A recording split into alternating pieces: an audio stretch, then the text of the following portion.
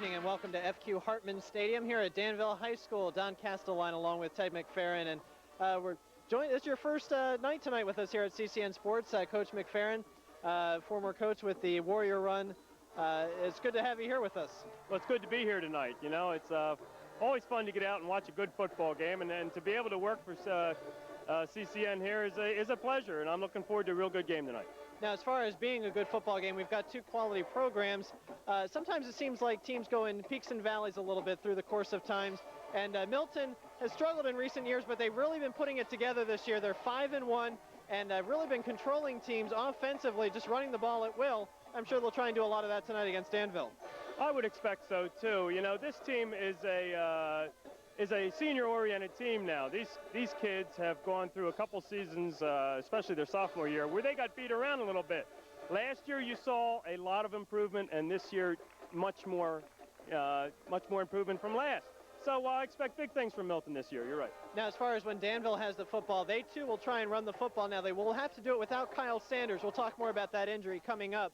However, they do have a big offensive line definitely in their benefit.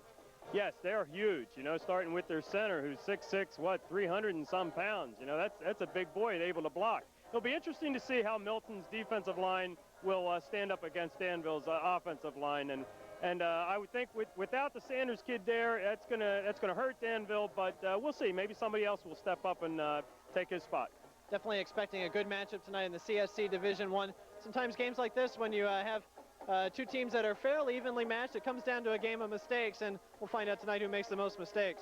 That's right. You know, we've got two teams that are pretty equal. Danville has a good running game. Milton has a good running game. They both seem to have good defensive teams. So we want to keep away from the mistakes, keep away from the fumbles, interceptions that could turn the tide of a game. So we'll be back with the kickoff in just a few moments from FQ Hartman Stadium.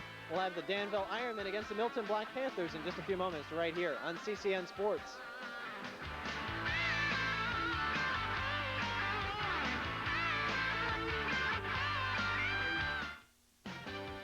This part of tonight's presentation is being brought to you by Robert E. Benyon, attorney at law, Standard Journal newspapers, Spangler Motors, Blue Heron Sporting Goods, Milton Trans, Petrol American Iron Skillet Restaurant, Trevor National Bank, and Hawkins Chevrolet. Looking for a good quality used vehicle? We have 4x4, sport utilities, pickup trucks, vans, and sedans with options and low mileage and warranties where available. Whether your vehicle is new or used, keep it running in top performance with B&H Motors Parts and Service Departments. Our service department will be glad to help you with your warranty work as needed, and of course any general maintenance of your new and used vehicle.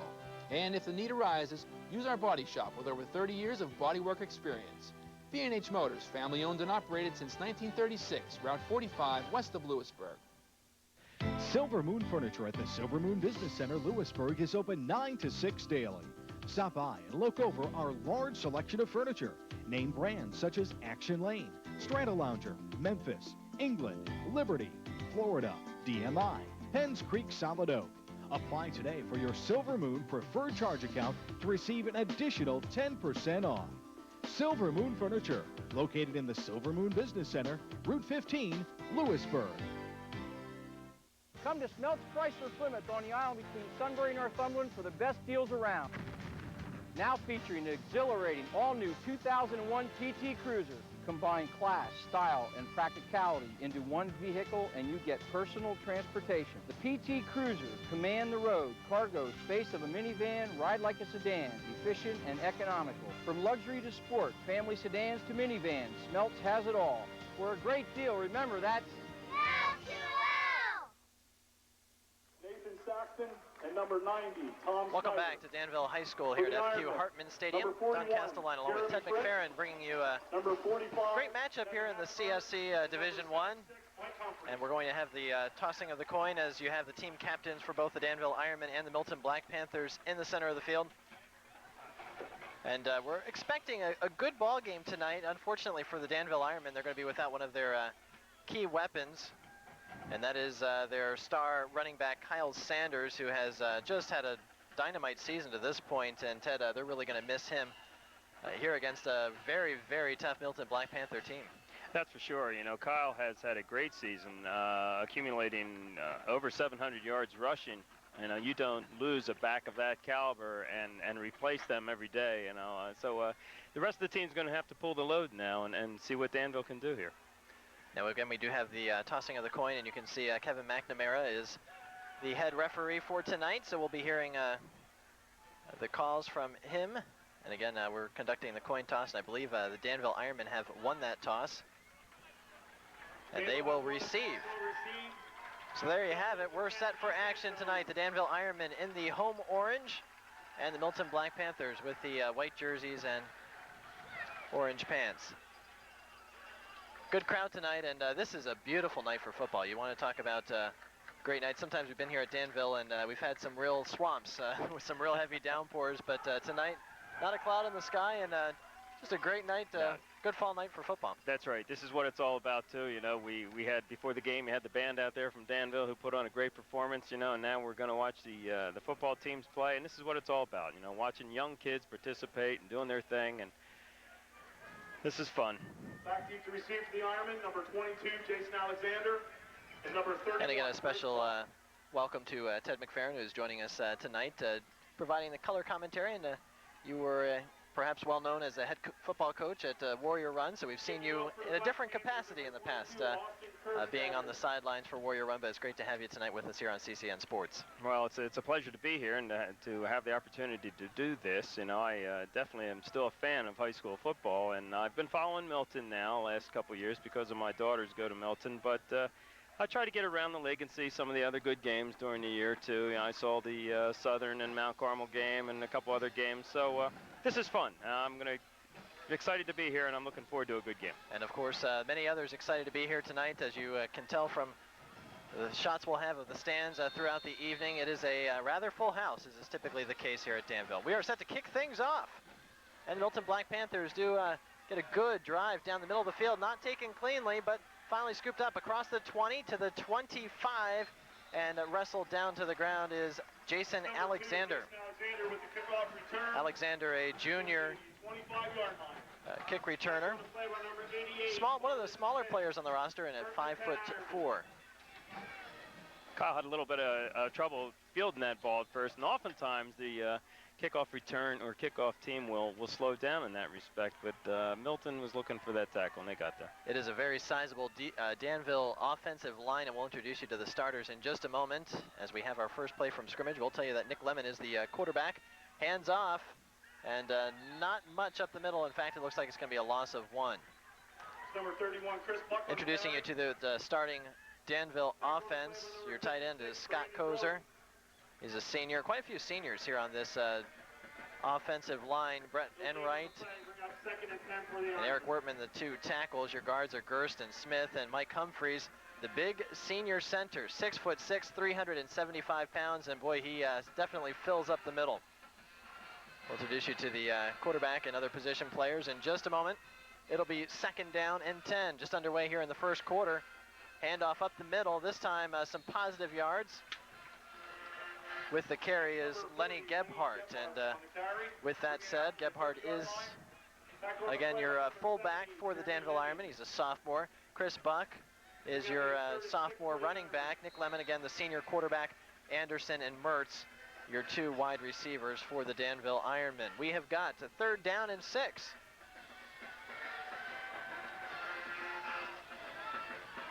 Milton Black Panthers have been rather stingy on the ground defensively, shutting teams down, with one exception being Selinsgrove. Not many teams have run successfully, and Nick Lemon takes a shot.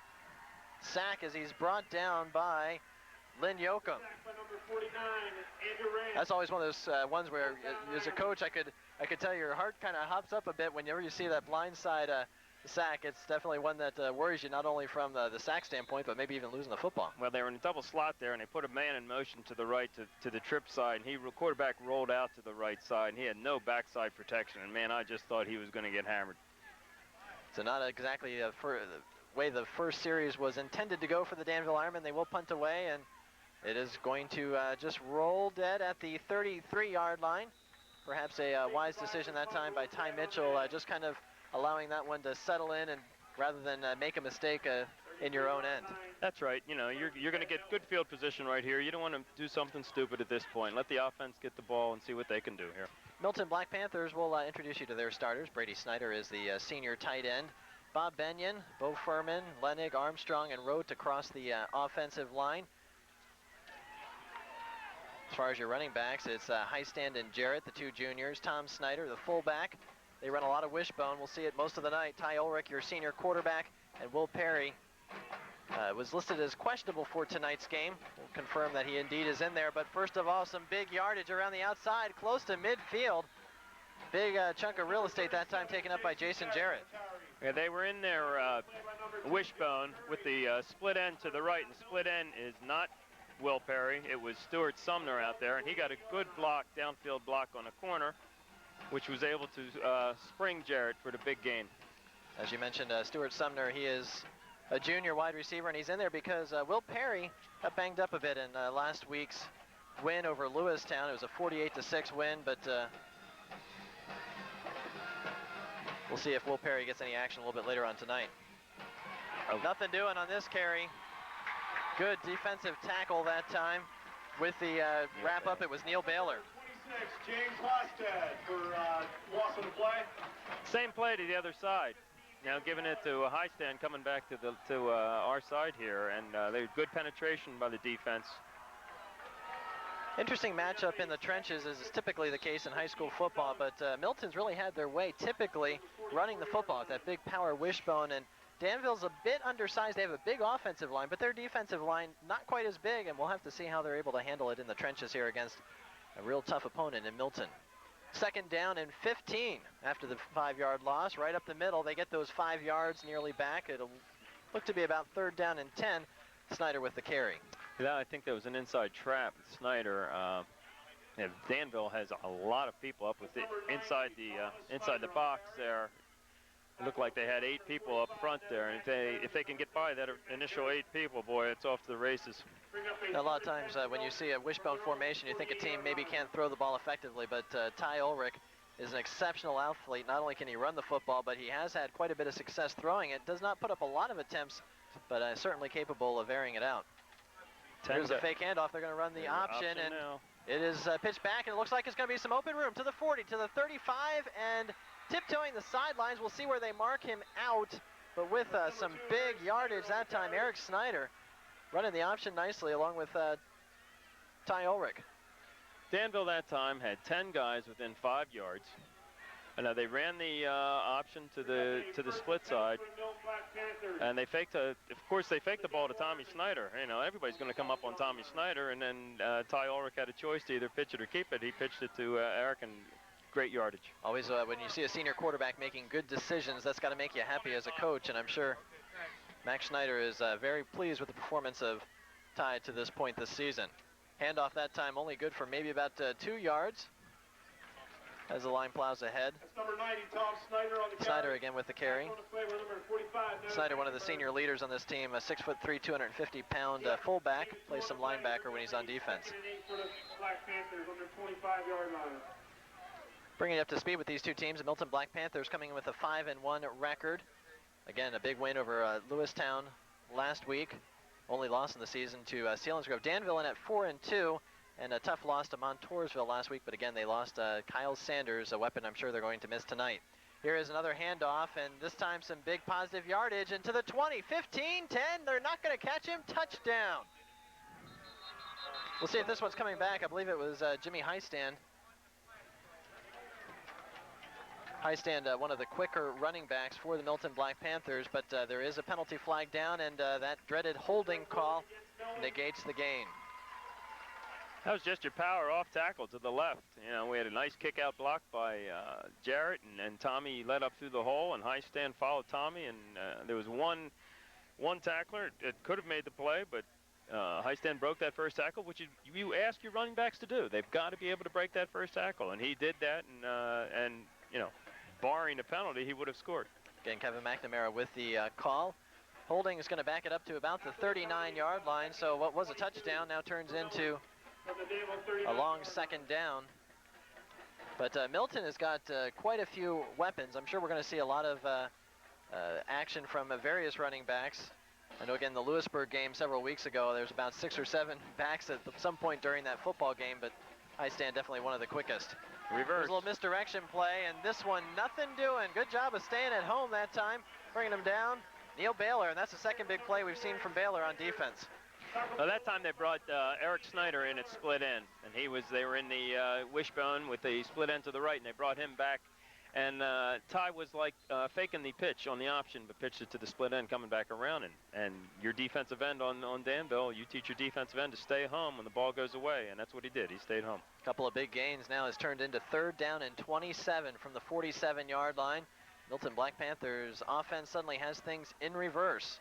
See if they're able to reverse that trend here. They're in the wishbone formation. Again, Ulrich back now to throw, looking downfield, and he underthrows his man that time. Starting to run out of time. Kyle Ulrich falls incomplete. Bring up a 4th down for the Panthers. Was trying to get the ball, I believe, to Lynn Yoakum. So it'll be 4th down and very long, 27 yards to go. So obvious punting situation. You know, they were getting good yardage on the ground there, and unfortunately they shot themselves in the foot with a penalty that really hurt. I'm sure Max is not happy with that because they were moving the ball real well. Games like this with 2 very solid teams, often game of mistakes. That decides things. Punt taken cleanly on the 16-yard line and dropped right around the 17 or 18. Not much of a return. And Danville will start things off deep in their own end. Eric Snyder was down. Good punt coverage right there. He was down there first to make the hit. 6:19 left to go in the first quarter, just underway. Thanks for joining us here on CCN Sports. Big matchup in the CSC Division I. Danville Ironmen trying to improve on their 4-2 record as Milton tries to improve on their 5-1 record. Tight formation for Danville, and they run it up the gut, but this time in breaking through a tackle or two with a good positive gain. Thought he was going to be wrapped up, but that time some solid, keep those legs moving, I guess, is what Chris Buck was able to do. Right, well, I was watching the Milton defense there, and Tommy Snyder read it well, and he got into the backfield, but he wasn't able to wrap his arms and make the tackle there, and that's what he's going to have to do. And Chris Buck, again, being forced into action a bit tonight, sophomore running back because of the injury to Kyle Sanders. And I believe that's not the only injury. I believe Travis Schultz also a bit banged up, so we'll be seeing quite a bit of action from Buck tonight. This time up the middle with the carry is John Curry. And not too much there. It looks like it's going to be a 3rd down, and we'll call it either a short 8 or a long 7. As of right now, they've come out in their running situations in both series of downs. They've come out in the power I right. And it looks to me as though they're going to try to power Milton, and as of right now, they don't have the power to do that. They definitely have the size advantage on the line, but Milton, they have not given up more than 100 yards to any team on the ground except for Selinsgrove. They're 1 loss. Otherwise, they have shut teams down running the football. Not much time, scrambling for his life. Lemon goes down, and he goes down hard. A couple of players in on the tackle. Milton is controlling the line of scrimmage defensively right now, and they're putting, Lyman doesn't have time to throw the ball. Bob Benyon, one of the 2 in on the sack. I believe had some help as well. So set to kick with a 4th down and 8 situation. Looks like Milton will get the ball in good field position. Penalty flags do fly. Good kick. Will be taken cleanly at the 39-yard line and straight ahead to midfield. But we'll see what this penalty flag is about. It's going to be procedure against Danville. As a coach, do you like to back him up, or would you rather just take that ball on the 50-yard line? Well, a lot can happen on special teams. Yes, I always was. Once you had the ball and you have good field position, I wouldn't probably give the ball back. But Max is going to make Danville take the penalty and have him kick over. Maybe he feels he's going to go for a block here. Let's see. It was a good kick and about 11-yard return, but now this time backing up even further. It's going to be tough kicking from your own goal line.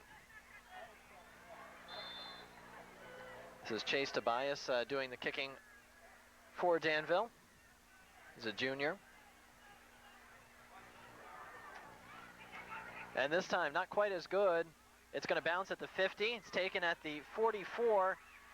And, well, looks like they net about a yard out of the whole exchange. Yeah, they did get a couple yards out of it, so. That's number 7, Ty Mitchell. On the return. Ty Mitchell, again, one of those speedy players, and Milton's definitely got a lot of talent. We know about the brute strength that they have on the lines, but they have a lot of great speed as well. Milton has a lot of speedy running backs, many of which could start on a lot of teams in our area. You know, Max has just a stable of running backs here. And right now, Danville could probably borrow one or two. Yeah, they certainly could. First down and 10 from the 46-yard line. Handoff up the middle. It's going to be good for a couple of yards. Jason Jarrett with the carry. You get a lot of different looks from that Milton backfield. You know, Jimmy Highstand gives you something a little bit different than Jarrett does. Jarrett a little bit more of a, you know, straight up and down the field type of runner. Whereas Highstand, you might see spread it out a bit and try and use that speed to turn some corners and make people miss. Oh, definitely. He's got the speed, you know, to take it on any play all the way. But the Jarrett kid gets you your good, tough, hard yardage. He's a tough runner. Again from the wishbone formation, Ty Ulrich, your quarterback. Hands off the middle. Nubby hangs onto it for the wishbone, or for the option, and out of bounds it'll be Jason Jarrett. Fake that time up to Tom Snyder up the middle, and he always draws a lot of attention because he's a big load to bring down. Tough runner, however, that time Jarrett with a couple of positive yards. Max definitely has the ideal situation to run this type of offense because he's got the big fullback, he's got two good halfbacks that can run the ball, and Ty Ulrich. We haven't seen Ty, I don't think, run yet tonight, but he holds the ball and turns upfield. He's speedy too. Third down and 4, 3:31 left to go in the first quarter. Again from the wishbone. This time getting the carry and some big yards. It's Highstand, or rather that is, yes that is Jimmy Highstand. On the carry. And you mentioned the fact that Max kind of has the ideal situation with this offense, and this is an offense that he actually implemented several years ago. Maybe didn't quite have the personnel ready to adjust to it at that time, though, and there were some years of struggling and kind of getting used to the offense, and now it seems like things are really clicking. Well, you got to remember that when he instituted this offense, they were young, they were sophomores, you know, and they were making sophomore mistakes. Right up the middle, this time it's Snyder, and he's going to pick up a good 5 yards. Number 90. They had Tommy Snyder was playing tight end at his sophomore and junior year. But with Brady Snyder coming along and growing and filling out and able to play the tight end spot, they were able to move Tommy to the fullback. So that sort of has solidified that backfield.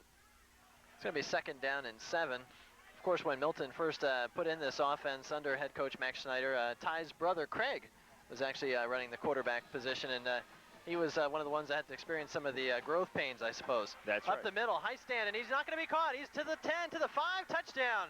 And this time there are no penalty flags down. Highstand has the first score of the game. The offensive line for Milton is dominating right now. They're bringing defensively, Danville's trying to stop them by bringing everybody up in the line of scrimmage, and that's what's going to happen with Highstand. He can break through that initial 3-yard barrier. He's going to be gone. So our first score, Danville has a 6-0, or rather Milton has a 6-0 lead and looking to do the extra point kicking duties. Austin Kerstetter, junior kicker.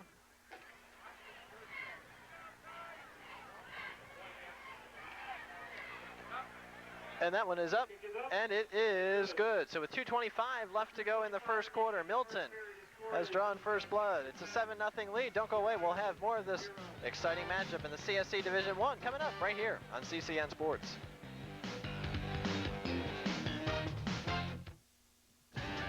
Disney Channel original movies. Where is the stampede, sir? Right behind me! Up, and away! I'm in bowling club? Search that! I want to race soapbox stars. Disney Channel original movies. A new movie every month. Expect the unexpected, only from Value Vision. From pet supplies to jewelry, and fine wine to fashion. There's more to shopping with Value Vision. More merchandise, more brands, more personalities. So much more of what you want to buy. Always entertaining, always exciting. The Value Vision Network, more than ever before.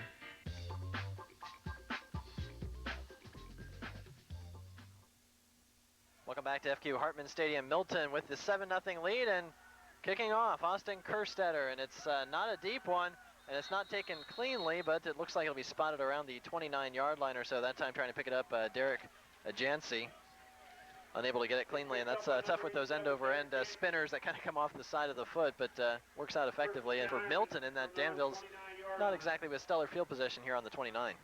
Now, they haven't really had good position this first quarter. That's always the difficulty of, I guess, accepting the kickoff and then 3 and out the first time. Sometimes you get into that cycle till someone scores. That's right. Well, they've had 3 and out both times they've had the ball now, so they've got to try to get something going here. We've got 2:24 left to go in the first quarter. Lemon, your quarterback, he's in the shotgun. One wide out, far side of the field. Looking downfield, has not had a lot of time all night, and he takes a shot in the middle of the field, and he's down on the 28. They went to a shotgun that time. You know, if they're gonna move the ball, they're probably gonna have to pass it. And Coach Zielinski went to a shotgun that time, looking downfield, get something happening here. But the Milton defensive line is just penetrating so much, so he doesn't have time to throw the ball. Jeremy Lennick that time with the big hit as Lemon was kind of scrambling for his life. It'll be 2nd down and 10 as he did get back to the line of scrimmage. Man in motion, and he will get the carry, and he's got some positive yards, only a pickup of about 3 as the Chris Buck. I'll tell you, Stuart Sumner came up and made a nice play right there. There's a kid that doesn't get much mention, you know, with all the stars that are on this team. Stuart's a good football player, and he comes from an athletic family where his sister's one of the better tennis players in the district, and his father was a good football player in Western Pennsylvania. And I think his mother even had a scholarship in volleyball to Slippery Rock. Well, wealth of information. Good to have you in the booth tonight, Ted. 3rd down and 7. Handoff again coming to Buck. He's to the 32. He's going to cross the 35. Needs to get up around the 39, and he stretches only. He's going to be about 2 yards short. Looks like it's going to be about 4th down and 2. He stopped running. He shouldn't have stopped running. He slowed up there and gave Sean Reese an opportunity to make the tackle. Danville is showing a variety of formations, and that's something we'll talk about next time Danville has the football. It's something I know Milton's been addressing a bit. We'll take a look at that a little bit closer next time Danville has the football, but they will be kicking away with the 4th down and 2. They're fake, the fake punt. And it looks like there's going to be enough. Yeah, they got the 1st down. A little bit of a gutsy call here. Hey, he's got to take some chances. You know, Milton moved down the field twice on him. They only got 1 score, but Coach Zielinski's got to take some chances tonight. Yeah, Coach Zielinski in his first season, replacing Carmen DiFrancesco here at the helm for the Danville Ironmen program, and some tough shoes to fill. And Danville's had a lot of success in recent years. A lot of graduates gone by, but he's done a great job really solidifying this program here in his first season. 1st down and 10, handoff up the middle, and boy, just running into a wall in that Milton defensive line. Yeah, that time Lenny Gebhardt with the carry. They came out in a double wing with 1 setback and just went with a straight dive up the middle, and Milton's defensive line is just controlling the line of scrimmage.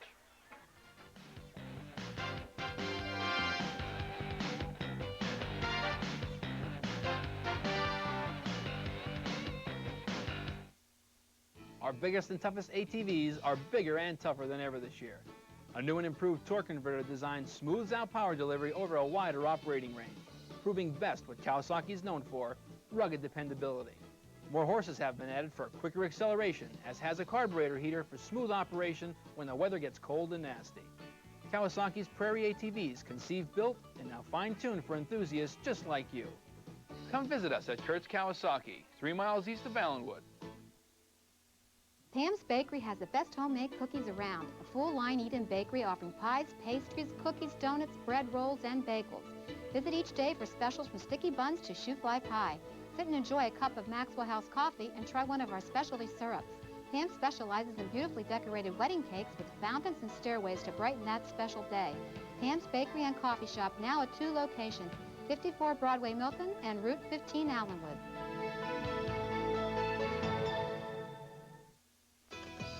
For the freshest meats in all of Northumberland County, there's no other place but Mertz Meats. Our meat is processed here on site. Sausage is stuffed. Pork chops are smoked in our own smokehouse. Beef is cut, wrapped, and frozen in quarters and halves. Delicious meats start here first. Mertz Meats, Route 147 in Northumberland. The freshest meat in all of Northumberland County. Bill Marks Auto Sales, located on Route 15 just north of Lewisburg, has a great selection of quality, late model, low mileage, and pre-owned vehicles. All exceed Bill Marks' high quality before they're sold. Stop by and browse the lot. You'll find the prices clearly marked on the windshield. On-the-spot financing is available for qualified buyers, and most vehicles come with a 3-month, 3,000-mile bumper-to-bumper warranty. At Bill Marks, count on superior service before and after the sale. Bill Marks Auto Sales, down-to-earth deals, down-to-earth prices from down-to-earth people. We're getting ready to start the second quarter from FQ Hartman Stadium. It'll be a 2nd down and 9 for the Danville Ironmen. Your score again after the first quarter of play wrapped up, 7-0, Milton with the lead.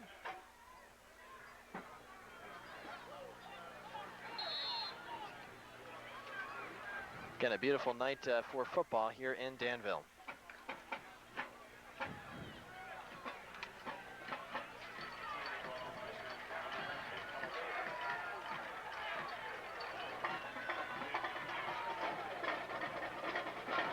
Pitch back this time, picking up just a couple. Far side of the football field, Chris Buck with the carry. Scraping down the line from his linebacker position, Zach Armstrong made a real nice play on that sideline. He's taking ground all the time, which is what you want the linebacker to do, take ground. And he took ground and made the tackle right just past the stick there.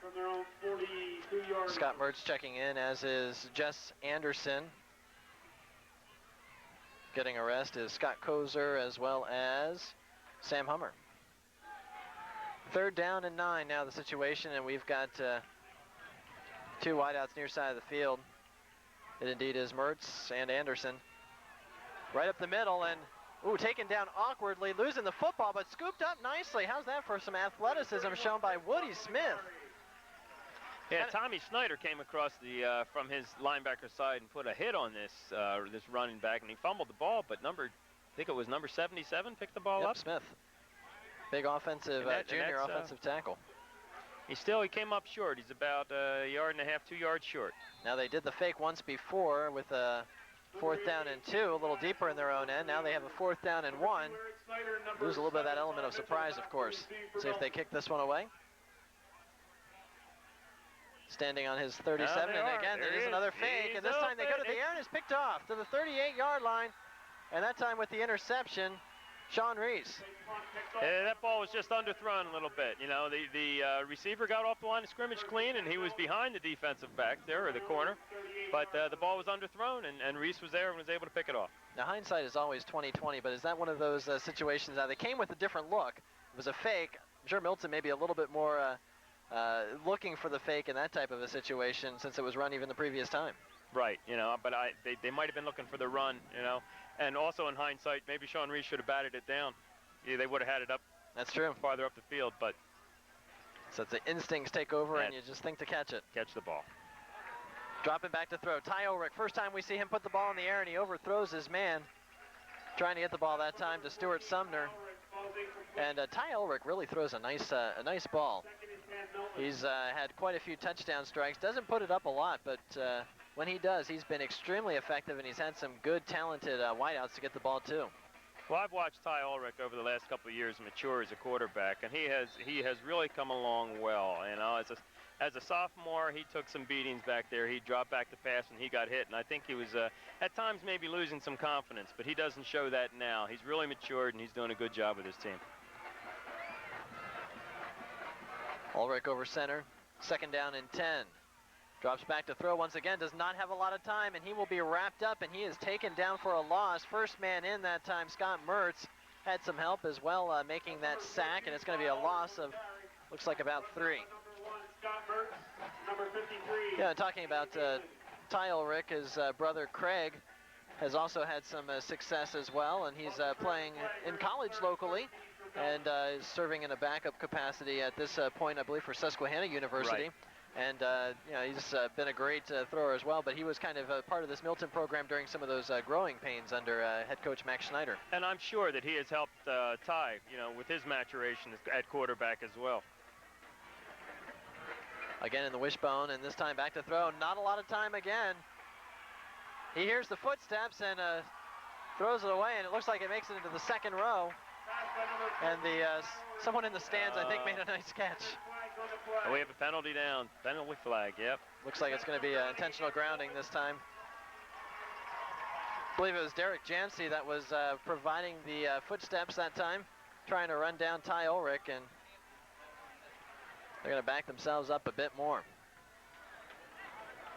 Now that surprises me with the defensive line of Milton being able to control the line of scrimmage. I thought maybe the offensive line would be able to do likewise, you know, give Ty some time to throw. But he's getting pressured the last two plays, and Danville might be showing a little bit more speed than was anticipated. And really in the trenches, I think what we both kind of envision seeing, as good as Milton's defensive front is, I think expected to see Danville's front control a little bit better on offense, but I really expected to see Milton have a lot of success in handling this Danville defensive line, given the size differential.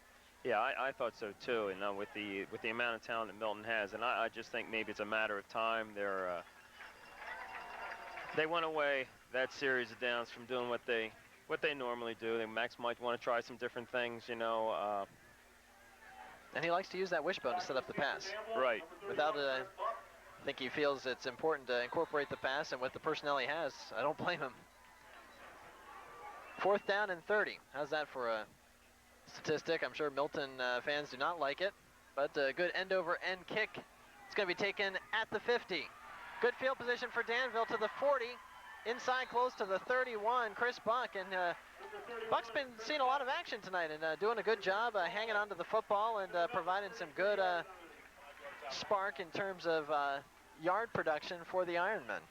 Yeah, he has to. You know, he's in a position where he's replacing a solid running back, and he's got to step it up a little bit with his game. And so Danville, with by far their best field position of the night, they'll take over on the Milton 33-yard line. And when you're down 7-0 with 9:24 left to go in the second quarter, and I'm sure Danville is seen as being the underdogs in this particular matchup, although not by a whole lot.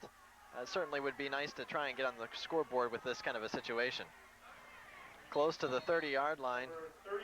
Chris Buck again with the carry. Just a straight dive to the right side. Now netted him 3 yards. I'll make it 2nd down and 7. Checking in for Danville, Matt Gerst, and Gerst, one of the only linemen, I believe, on this team which goes both ways, in that he plays offense, plays defense. He'll get a rest, as has been the case tonight, but most of the linemen are fairly fresh because they do get one series off, playing either just one side of the ball, except for Gerst. Right up the middle this time, some power running. Looks like a pickup of about 4 or 5. Just a straight dive to the halfback on the left side. You got good yardage. Now we're starting to see that big Danville defensive line take over, and how much of an impact, you know, it's so often the case that guys go both ways in high school, but Danville, do they have a big advantage in this situation because they don't have to go both ways on the line? Well, I would think maybe as the game went on later in the game, maybe you'd see a bigger impact, but right now in the second quarter. Ooh, shot in the backfield that time, taking down Sam Hummer. Number 30, Sam Hummer on the carry. Taken down. Make it 4th down and 2. Ogden Furman, boy, he put a lick on that running back right there. So you're thinking more in the 3rd, 4th quarter is when we would look for the. Yeah, I think then maybe you know, the conditioning or the people going one way would be more of a factor. Not here yet in the second quarter. 4th down and 2. Good field position on the 26-yard line. Might as well go for it. They've got to get, obviously, to the 24. That time, play action. Fake. Lemon looking out. He's got some men. He's got a guy open. It's open. Touchdown. Had Scott Mertz. Mertz had a step on the defender, and that time Beautifully laid out, just a step over Stuart Sumner, and we have got ourselves a tie ball game pending that extra point. We used to run that play at Warrior Run where you would fake the run to the right side and the quarterback would roll back to the left side. Your tight end did a down and out, and your opposite end did or the running back came through the line of scrimmage and went downfield and did a flag, and that's what that play was right there. And he got behind Stuart Sumner, and the quarterback just put the right amount of air under that pass, and it was a beautiful touchdown play. Extra point is up, and it is good. We have got ourselves a tie ball game. With 7:27 left to go, we're knotted up at 7 apiece, and we're looking for a great ball game here. Don't go away. We'll be back with more of Danville Milton just a few moments right here on CCN Sports.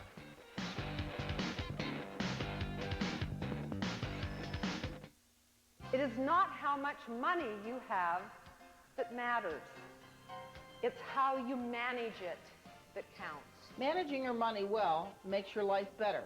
I'm Barbara Haver, Pennsylvania State Treasurer, urging you to attend the Every Woman's Money Conference featuring special guest Beverly Sills on Saturday, November 4th at Marywood College in Scranton. I feel empowered because I've learned a lot of information about money, investments, and things that I didn't know.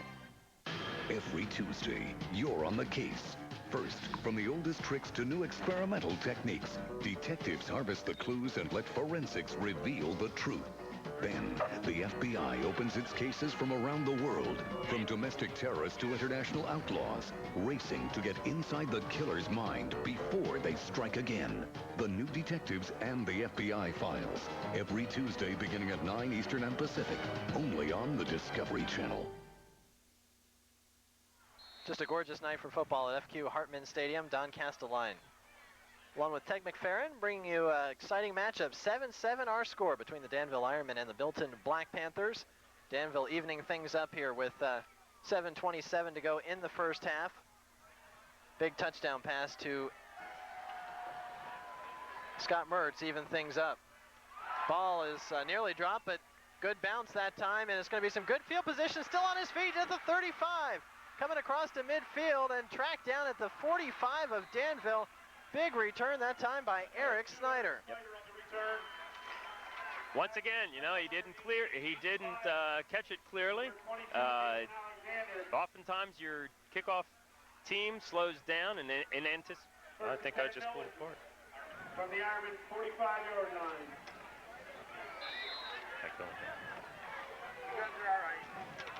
All right, we're back on. Got too many plugs sitting in our laps here. At the 45-yard line. First down and 10. Ty Ulrich. Handoff up the middle. Pickup of maybe a yard. We'll check out the spot when the pile clears. Number 26, James Heisted on the carry. I expect this is what Max is going to do. Go back to the run. I think the last series of downs, he wanted to loosen the Ironman up a little bit and throw the ball. You know, you want to throw it deep once in a while to loosen him up. But I think his strength right here is going to be going right at him. Let's see what he does. Second down and 9. Running the wishbone about 90% of the time or so. Every once in a while we'll see a different formation. This is the bread and butter, though, and it's Ulrich with the option. And he is taken down and loses the football. I believe Milton back in on it. Yep, third down. Ty recovered it himself. Number 14, Ty Ulrich. It'll be a lengthy third down, about a third down and 13 situation. Loss of 2 on the play, bringing up a third and 13. And we're noticing a definite shift in momentum. I was just going to say, yes, I've seen a shift. The Danville Ironmen are getting good penetration on the defensive line. I know they're stopping the option.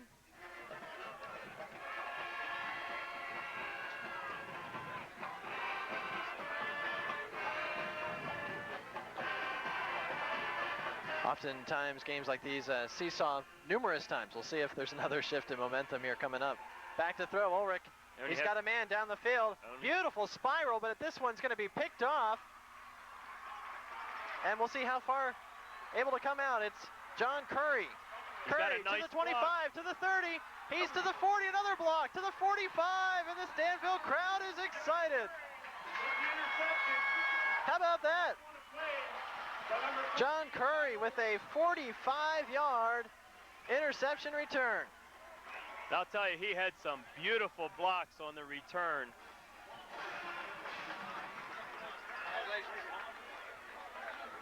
That was a 2 receivers out on that pattern, and they were both going long.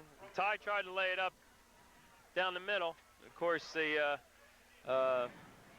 interception was made, and he brought it back from the goal line, I believe, or darn near close to the goal line, out here to almost the 45-yard line. But he had some great blocks on it. Right now, Brady Snyder's a little bit wobbly. It was good to see him pop back up on their feet, and no, that's not Brady Snyder. That's Marlon Smith. Take a breather on the sideline. He took a whack, but he's up. He's a tough kid. He's a junior, 5'10", 190 pounds, as you see him approaching the sidelines there, greeted by his coaches. He's a linebacker when he's on defense, but in that situation, of course, with the interception return, he is in the fullback position. First down and 10 now. Danville with the opportunity to try and strike ahead. With 5:36 left to go in the half. Tight formation this time, right up the middle, and it's Buck, and he's going to get about 2 or 3.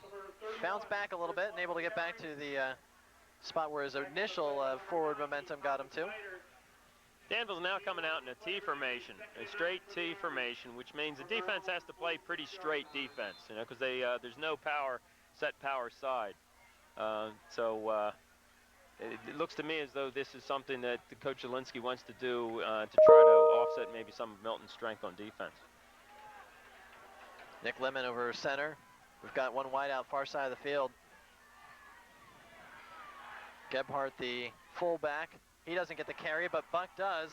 To the 50, he's across midfield and lost the football. We'll see if he was down, if the knee was down, and they'll say it was. They're calling the ball was down. I don't know if I agree with that. That was close. It was close. I thought the ball came out before he was down, but he's referee's down there on the field. I'm up here, so I'm sure he's making the right call. I'm not hearing too many complaints from the Danville side of the crowd in which we're sitting on. They seem to agree with the call. 3rd down and 3. We'll see if Danville keeps it on the ground. Again, Gebhardt and Buck in the backfield. One wide out far side of the field is Scott Mertz. Handoff goes to Buck once again to the 45 and stretches forward. I think the last lunge there as the tackle was happening got him the first down. It was Zachary Armstrong with the tackle. The Danville left side of the offensive line is just caving in Milton's right side defensive line, and they're able to run off tackle. That right side of the line, Kozer, Enright, Gerst. Of course, your center is Humphreys, the biggest man on the field, including, I think, all the adults as well. 375 pounds, 6'6". He fills up the middle. That time going the opposite way just a bit, and with the carry is Sam Hummer. Good yardage that time as well. That's right, just straight dives to the power back, and that out of that formation, power right. He gave it to the power back, straight up like through the off tackle hole. And I think this is perhaps the type of scenario that Max Schneider was a little bit more concerned about in how his line was going to respond to the way that Danville seems to be just starting to win that war in the trenches right now. Yeah, it's surprising that they're able to do this, but maybe not so. You know, I've heard before that Danville would get better with each game, and they definitely have changed the momentum in this game right now. Close to first down yardage. It was a 2nd down and 4, and I think about 3 picked up that time. Yeah, if you want to talk about getting better, and Danville really has had a tough schedule in which they've gotten to 4-2, and it's going to get tougher as it continues to go on. But they've had some quality wins already. They had a tough opening loss to Selinsgrove, did beat Shikellamy and Mifflinburg, but they last 2 weeks, tough ones, win over Jersey Shore mixed in there. A tough loss to Montoursville, but it's a solid 4-2. They've got some tough matchups, including tonight's, though, yet to go.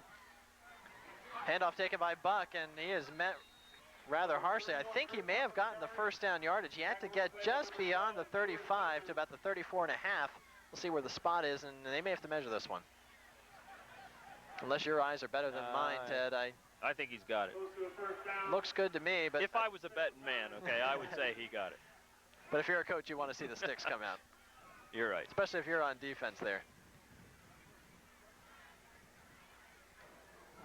2:24 left to go here in the first half.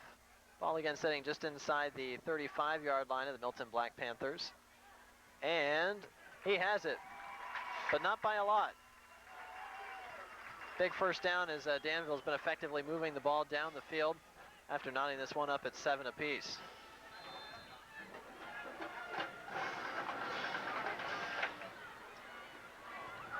Danville Ironmen 4-2 on the season, as I mentioned. Milton Black Panthers 5-1. They've knocked off some quality teams as well. Shamokin, Selinsgrove, their only loss. This time keeping it on the ground. Looks like Danville's perhaps going to be content just to make sure that this is the last series either team puts together before the half. That's right. You know, they're smart. They're getting 3 yards, 4 yards running the ball. Their offensive line is getting off the ball and standing Milton's defensive line up, and they want to play ball control and run the clock. 2nd down and 7. Handoff up the middle, it's Gebhardt, and he's down to the 26-yard line. Pickup of about 5. It looks like he'll be short of a first down by maybe a yard or 2. We'll see on the spot. Clock continues to roll with 1:34 left to go. 3rd and 2 for the Ironmen from the Milton 26-yard line. And it looks like Danville will stop the clock in this situation to, I guess, a particular play, a 3rd and 2. You want to make sure you've got everyone on the same page. You're driving deep, and you don't want to squander an opportunity. Right. Now, last time in the same situation, they ran a trap back to the left side where they caved down the defensive line, and they kicked out the end with their guard. I'm just wondering if they'll come back with the same play here. They've been getting good yardage with that play. There's your good look at the Milton Black Panthers, getting a visit from not only some the coaching staff, but also the ever-needed water boy. I would like to thank Doug Weaver of Miller's Transfer and Benny Ackley's Garage for their continued support of the Danville Ironmen football team. And of course your Danville Ironmen in the home orange here at FQ Hartman Stadium. Great night for football with 1:29 left to go in the first half, and as far as injuries, Danville's really come into tonight's game banged up. We talked about Kyle Sanders. There have been some other players which have been out as well. Milton really a very healthy team at this point.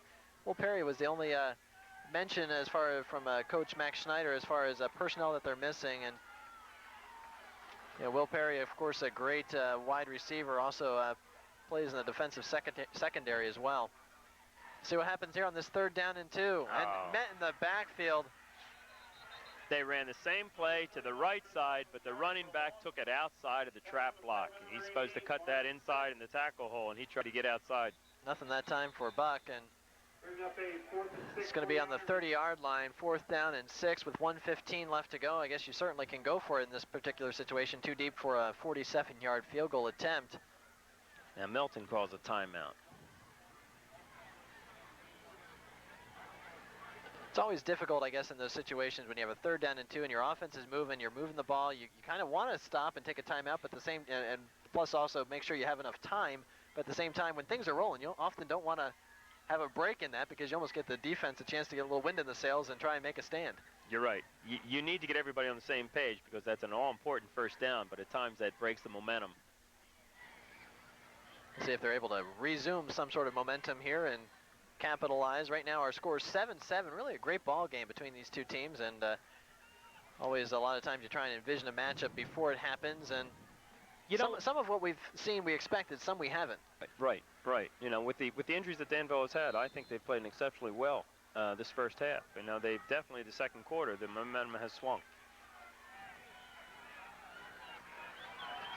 Now the big one, 4th down and 6. Interesting formation as Lemon over center, fakes the handoff, rolls out, looks downfield. He's got lots of time, and now he's running.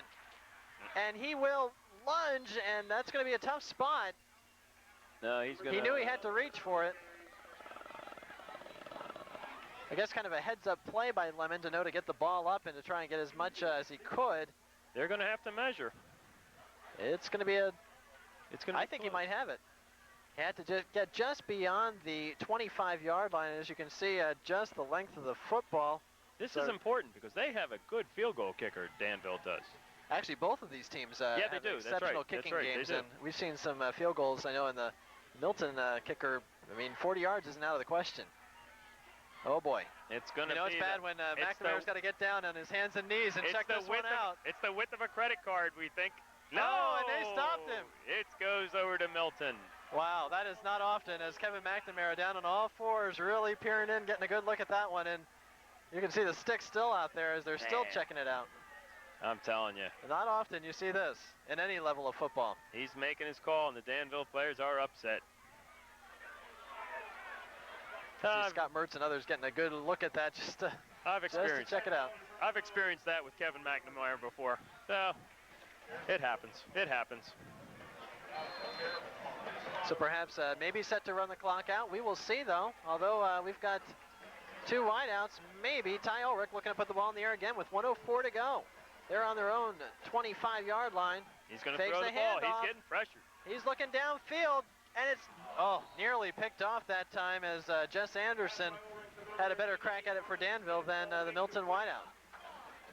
And that may be the last throw downfield, I think, before the half. We'll see. Yeah, he was getting pressured. Who's that offside, backside 84, backside player coming is Brad Delgado is getting good pressure on the quarterback. And that's not been the first time he's been back there. He's been back there a few times tonight. Brad's a big kid. His father's big. His mother's just a tiny little thing, so I guess he gets it from his father. A junior, 6 foot, 200 pounds. Ty Ulrich this time hands it off, and some big yards to the 40 and to the 45, brought down. Good job of wrapping up the football that time, protecting it, Jason Jarrett for the Milton Black Panthers. But a first down with 52 seconds to go. 37, Jason Jarrett on the carry. Yeah, I thought we were going to have an opportunity to strip that ball there. If he would have taken a good swipe at it, I think he might have been able to get it. First down, Milton. And a timeout as Milton wants to kind of sit down. You can see Max Snyder in the white shirt coming in to talk to his troops.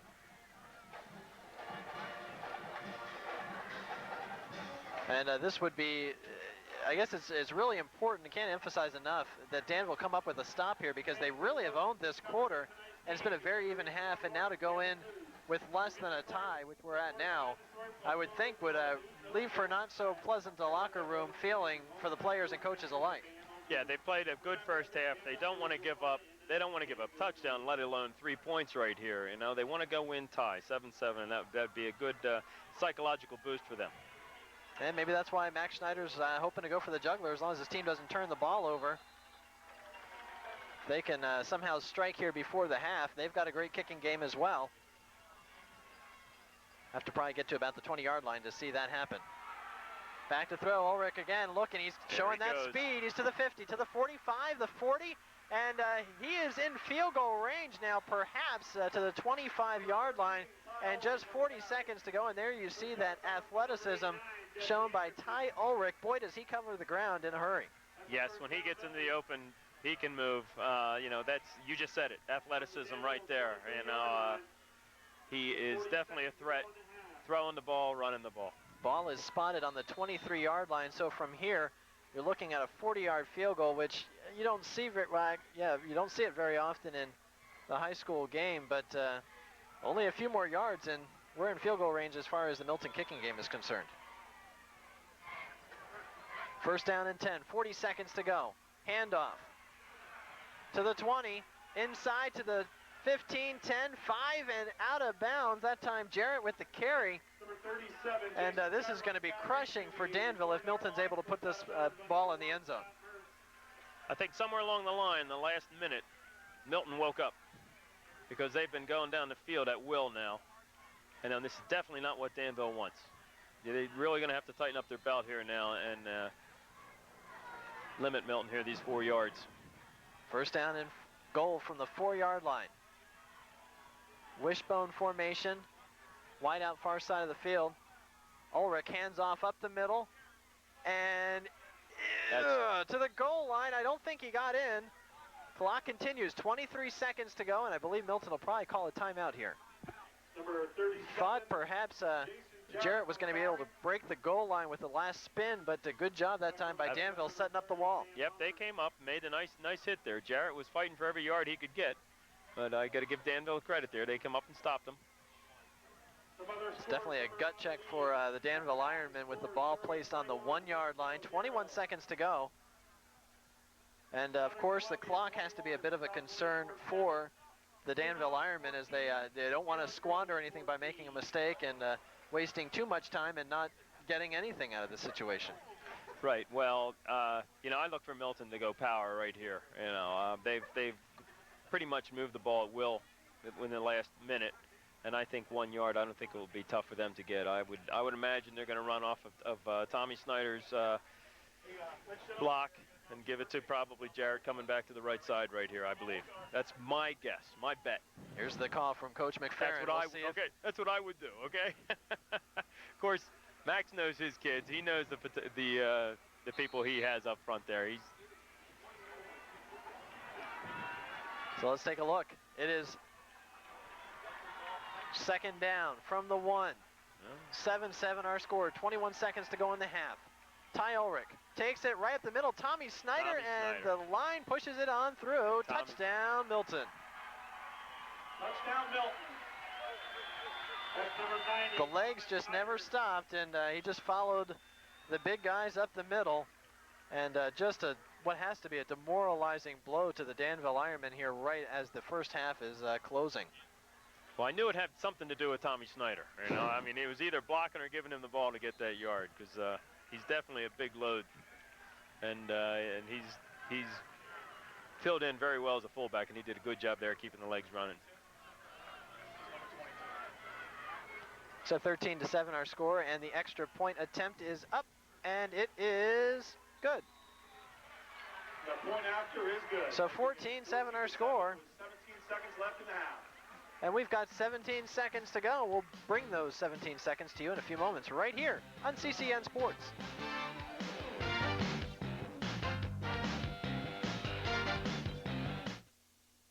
Election 2000 on PCN. The presidential campaigns are focused on winning Pennsylvania.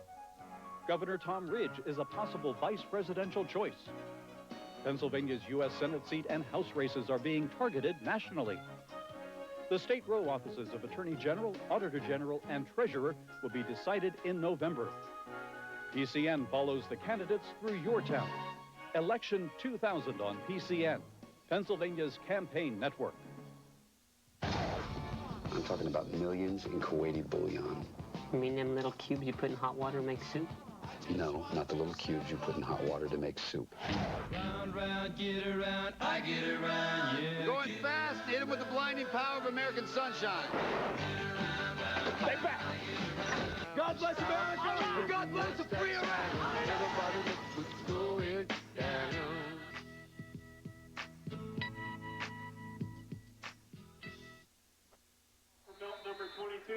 Just 17 seconds left to go in the first half from FQ Hartman Stadium here at Danville High School. Don Castellan, Ted McFerrin enjoying a good ball game. Milton has broken on top though, 14-7, kicking off to Danville, taken cleanly at the 15-yard line to the 20, and nothing more beyond that. Wrapped up nicely that time, and with a tackle, Zachary Armstrong. So I think perhaps taking a knee would be in order here for Danville deep in their own end. You don't want to get too cute on your 20-yard line. That's right. You definitely don't want to make a mistake here and let Milton get the ball back, you know, and possibly get a field goal or whatever. Let's be careful here. Go into halftime, regroup. You know, come out and see what happens in the second half here. Let's not do anything stupid here. Then again, Max Schneider showed me with about a minute to go that you can easily run the football and run it right down the field and put your team up by 7. Just when I thought perhaps plunging across the middle a few times might be the way the first half would expire, but it's not the case. And so taking the knee is Nick Lemon. And the clock now rolling. It took a few moments before it started to run, and we're down to 8 seconds and ticking away, and that is the way our first half will end. And it has been a great ball game, and both of these teams going into the locker room, but you can see definitely that the Danville players not quite with the same energy in the legs heading into the locker room as they are with the Milton Black Panthers, but they have some reason to celebrate because they are on top, 14-7, and we will be back with some halftime statistics and some other information as we talk with former coach Ted McFerrin here. We'll have all of that coming up at the half. You're tuned in to CCN Sports.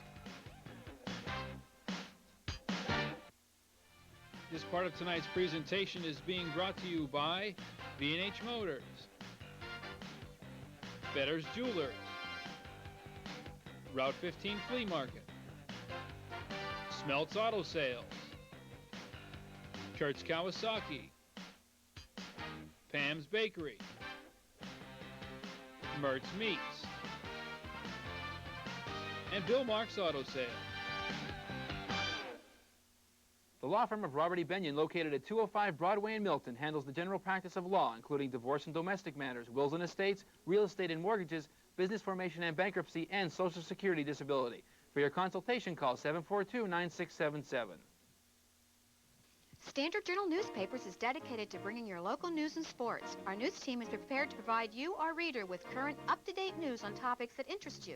With a motivated sales staff and creative graphic artists, our newspaper is keeping up to date with the latest technology, which makes Standard Journal newspapers great to look at and great to read. The production department is well prepared to make sure your local news comes off the press on time, bringing you your local news and sports on a daily basis. Standard Journal Newspapers, 110 years of serving the community with local news. Since 1955, Spangler Motors has provided the area with quality sales and service of Ford and Mercury vehicles. We are a family-owned dealership that has built a reputation for honesty and integrity. We offer the full line of Ford and Mercury, including cars, trucks, minivans, and sport utilities. Our philosophy is to deal fairly and honestly with you, our customer, and provide the best service possible for as long as you own your vehicle. By providing superior sales and service, we hope to remain your Ford and Mercury leader well into the next century. Spangler Motors, Route 405, Milton.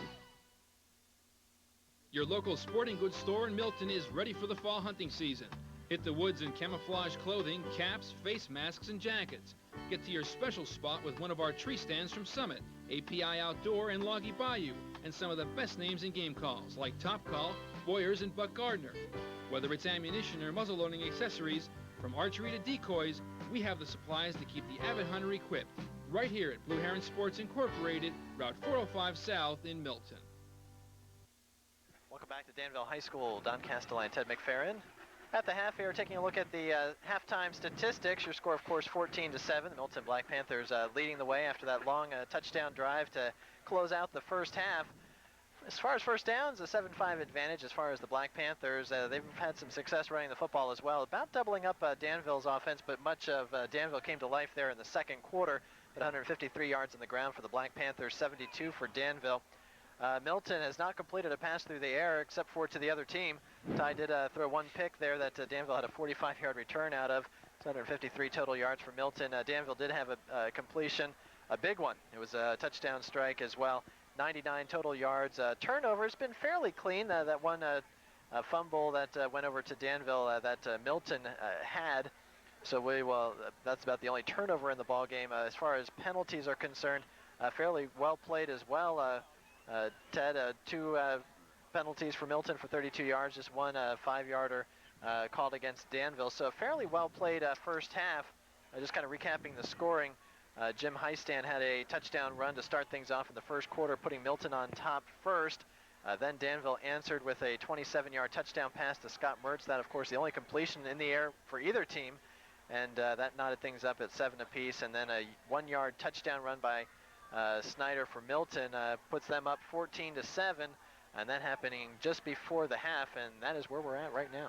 Well, I got to be honest with you. The first quarter, I thought, this isn't going to be much of a ball game. What with all the injuries Danville has, and Milton be able to run the ball at will. In the second quarter, it seems like just the opposite took place. Danville was able to hold Milton, and Danville got a little bit of momentum and moved the ball. But then right at the end of the second quarter, I think Milton something lit a spark or something, and they were able to move right down the field and score. And my gut instinct is the second half you're going to see the same thing. Maybe not. We'll see. Maybe Danville will rise up to the occasion, but I think Milton is a little bit stronger and will be able to move the ball. There's a sports cliche, which is, and that's why they play the game. So we'll find out for sure what happened. We talked a lot about Kyle Sanders being out. He's had 7 touchdowns through the course of the season. The season's over now for Danville. Senior running back has had almost 700 yards. It's a shame there. One of the other things, as we talked about Milton, Ty Ulrich has not had a lot of success in throwing the football. Hasn't had a lot of time, but at the same time, he hasn't had a healthy Will Perry, and that's been probably his favorite target all season long. He's caught lots of touchdown passes, but he's had a sore lower back that he suffered in that Lewistown game a week ago.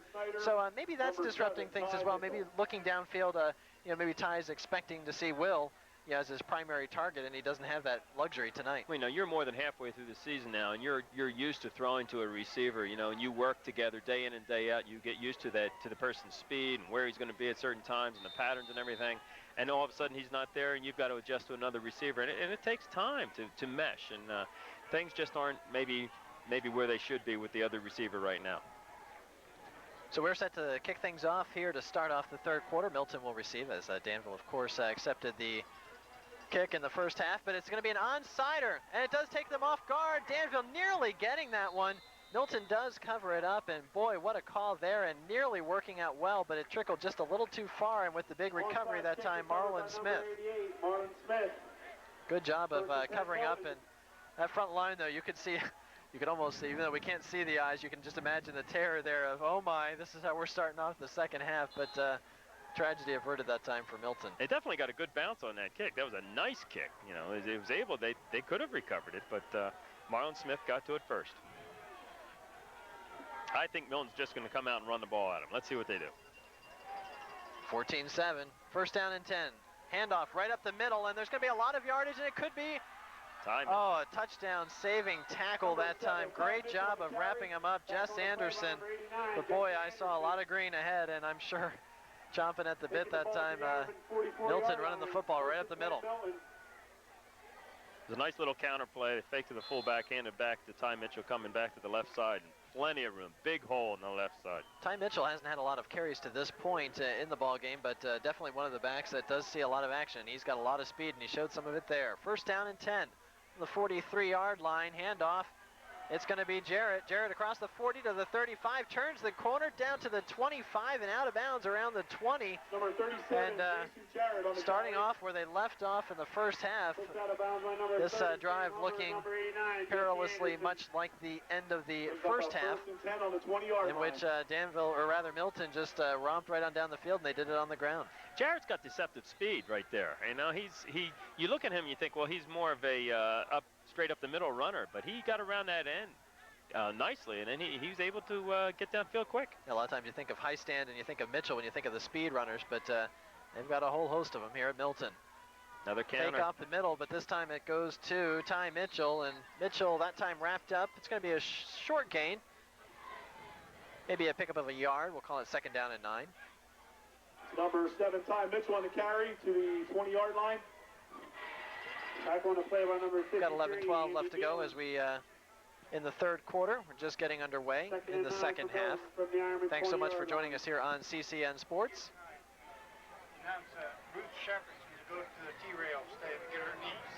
Ball is spotted on the 20-yard line. Go to the T-railer stand. Your niece is lost.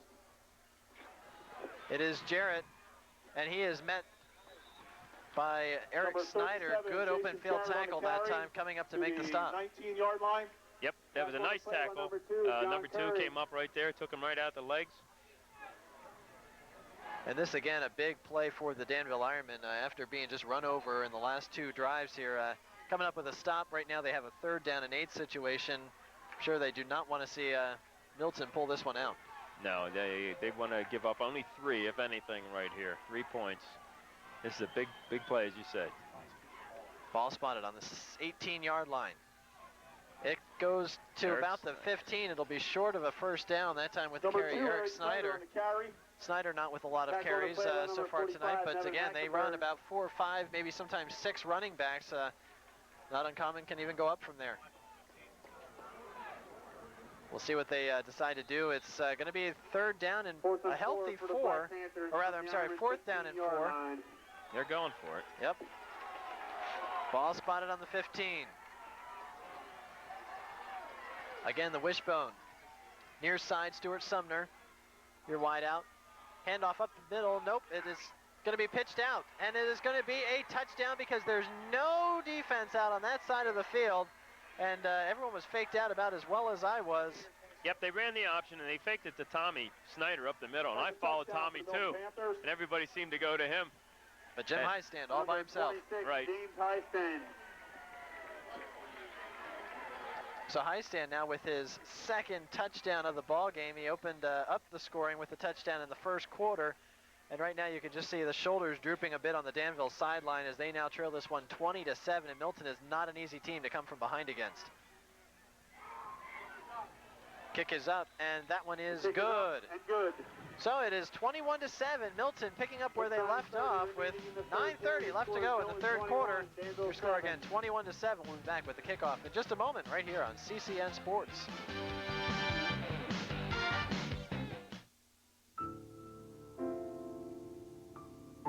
teacher tells us to just say no. Policemen said the same thing. They don't have to walk on through here. 'Cause the dealers are scared of police. But they're not scared of me. And they don't take no for an answer.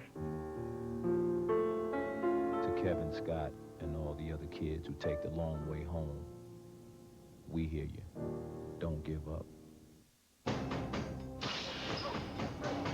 In a time of unimaginable horror, I'm a dead man. One man's imagination. Good evening, ladies and gentlemen. You have to go on. Was their only hope. Open the door! I'm a liar. All right. Robin Williams. Jacob the Liar.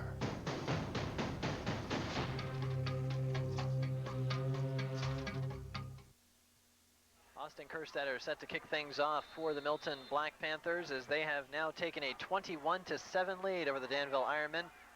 They kind of blitz out of that formation to launch off this end-over-end kick, taken nicely to the 25, 30, and wrapped up there. Not too much more for Jason Alexander. Out to the 30-yard line. And that's where Danville will take things over with their first possession of the second half.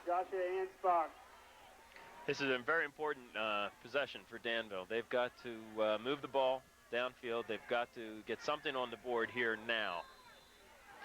And I mentioned just a moment ago, Milton not an easy team to come back against, and one of the defense is so good, they don't let you run the football, and it's been tough to throw against them as well. It's been the one touchdown for Danville, but you know, they eat up so much time when they run their football successfully when they have the ball. Danville's really got their work cut out for them here as we're with 9:24 to go in the third quarter. Handoff up the middle, and Buck with maybe a pickup of about two. Number 31, Chris Buck on the carry. Nice tackle that time by Sean Reese. Came up from his outside linebacker position. Tackle on the play by number 90, Thomas Snyder.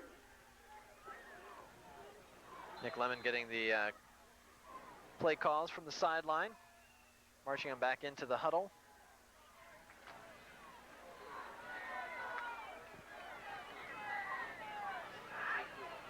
Both of these teams have had a lot of success this season, rolling up some big points at times in some of their ball games, and we've seen some good offensive moments and some struggling times as well. Here comes Buck, 35 to the 40. It's going to be a first down. Nice carry that time, able to turn the corner. Buck on the carry out to the 41-yard line.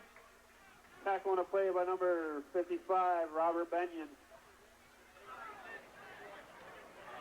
They've been able to get good yardage tonight, running to their left side. That time I watched the guard pull it out around, leading the play.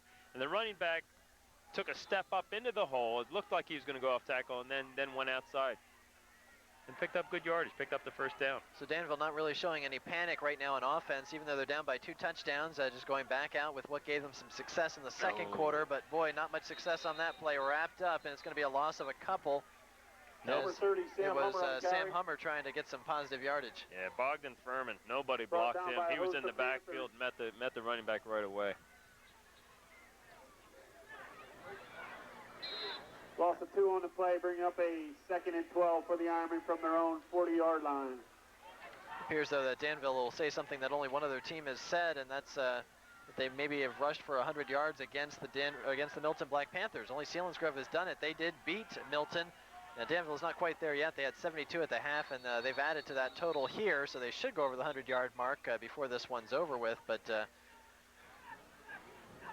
it has not been coming easy, though. They've been working for them. And they've just set themselves back. Motion against the Ironmen. It's going to be a 5-yard penalty with the illegal motion call. Kevin McNamara again signaling in that call for us. 2nd down and 17.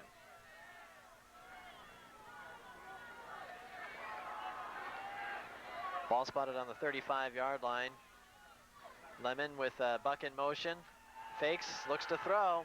Comes downfield and throws it behind the intended target. Had a man open, but missed him. He was trying to get it to Nevin Hackenberg. Pass by Nick Lemon falls incomplete. He was getting rushed. He had 2 receivers here on the flat that were open that he could have hit, but he was getting rushed and just seemed to overthrow him. Scott Kozer checking back in, tight end for Danville. Taking a breather is Jess Anderson. 3rd down and 17 now. Difficult play call to try and make when you've had a lot of success running the football, but not necessarily an opportunity to do that when you've got to get the ball past midfield. Right. Trying to get it down to the Milton 48-yard line. Little misdirection. It comes to Buck. Buck across to the 40. It's going to be a nice pickup of 5, but again, well short of where they need to get to. Number 31, Chris Buck on the carry. And Danville will be forced to punt. Tag on the play by number 49, Andrew Rance, and number 55, Robert Benyon. 4th down, Ironmen. Number 88, Chase Tobias on 2. Punted away for the Ironmen. So we've seen quite a few punts tonight so far from Chase Tobias of the Danville Ironmen, and he will kick things from his 30-yard line. Pretty good drive. It's going to be taken on the 30 that time. I believe it was Ty Mitchell able to take that one in. Mitchell fielding the ball. And so it goes from 130 to the other team's 30. That's where Milton will start things off, their second possession here of the 3rd quarter. This likewise is a big possession also. Danville has got to stop Milton in this drive right here. If they have any hopes of getting back into this ball game, they're going to have to stop them here. Still a 2-touchdown margin, 21-7 our score. Milton opened things up with a Jim Highstand touchdown run. Danville is able to answer with a touchdown pass to Scott Mertz, but since then 2 Milton touchdowns gives the advantage to the Black Panthers. And this time a plunge up the middle for about, we'll call it 3. Make it for 2nd down and 7. Matt Gerst with the tackle. That's number 90, Thomas Snyder on the carry. Gerst again, one of the big leaders on this Danville defense. One of the only guys that plays both ways in terms of being on the offensive and defensive lines. Always getting a good workout out there, no doubt, but he is a senior leader, 6'3", 270 pounds, and as you mentioned, on the tackle. Coming towards us, it's Jarrett, near side of the field to the 35, nearly turns the corner, gets close to the 40, needs to get to about just beyond the 40, close to the 41 for a first down. Don't think he quite made it on that carry. And number 45, Nevin Hackenberg. 3rd down and 1. 3rd and 1 for the Black Panthers.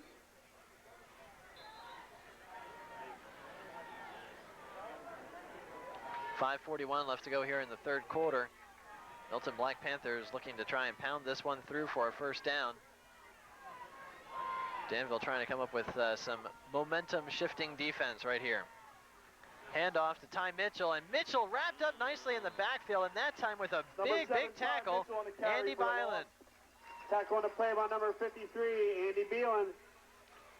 So Beelan able to successfully make the tackle there, the junior.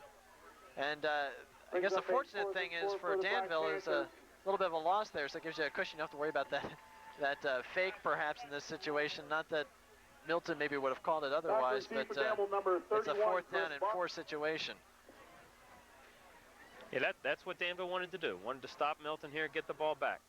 Number 17. Should get fairly different field position here. Buck is back at the 34-yard line. We'll see where he takes this one in. Low liner. It's taken right there at the 34, and Buck trying to turn the corner. He's going to get it. He's to the 40. Oh, okay. 45 good. Squirts through, and he's close to midfield. Nice return that time by Buck. Realized he was running out of real estate, but cut it back up for a little extra positive yardage. Pushed out of bounds by number 26, James. That seems to worry you whenever you have a back who's coming around and he's just about got the corner turned and then puts the brakes on. Right. You want to get as much yardage as you can. Keep going. Don't worry about running out of real estate. Just keep going till you run out of it. That's right. But it's a good series right now. They stopped Milton and now they got the ball here at the 49-yard line. I know. Let's just go back to what they're doing, running the ball and getting little yardage at a time. Still plenty of time. 4:32 to go in the 3rd quarter. Some yardage there for Buck up across the middle. Pickup of about 4. Danville, of course, trailing by 2 touchdowns. I'll tell you, Chris Buck has filled in for a sophomore. He has filled in real nice tonight. He's done some very good things. Play by number 70, Jeremy Lenig. And Danville's in kind of a mode where maybe Milton was a year ago or so, or 2, where you're getting some of the younger players trying to retool a little bit. They lost a lot of talent with DeFrancesco and And just a whole, I could sit here for quite a while and just name players, Jake Reedy's and others that have been here in the Danville program and just aren't around anymore. And you're kind of retooling and building up for another successful number run. 40, Lenny Gephardt on the carry.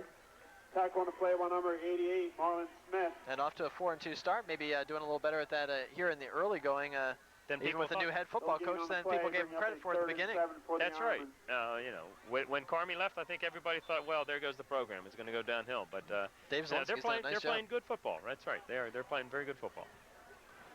And as you mentioned a little bit earlier, it's been the type of situation where they've been improving every week as well. And anytime you see that improvement, it's got to make you feel good as a head coach, and that you know your team is learning. That's right. 3rd down and 7, a big moment right now for this Danville offense. Got wideouts to the far side of the field, both Anderson out there as well as Scott Mertz. Mertz already with 1 touchdown catch tonight. Back to throw, it's Lemon. Lemon looks downfield, he's got Mertz, and Mertz had it for a moment for what would have been 1st down yardage, but boy, did he take a shot. He took a shot by Stuart Sumner. Nice hit.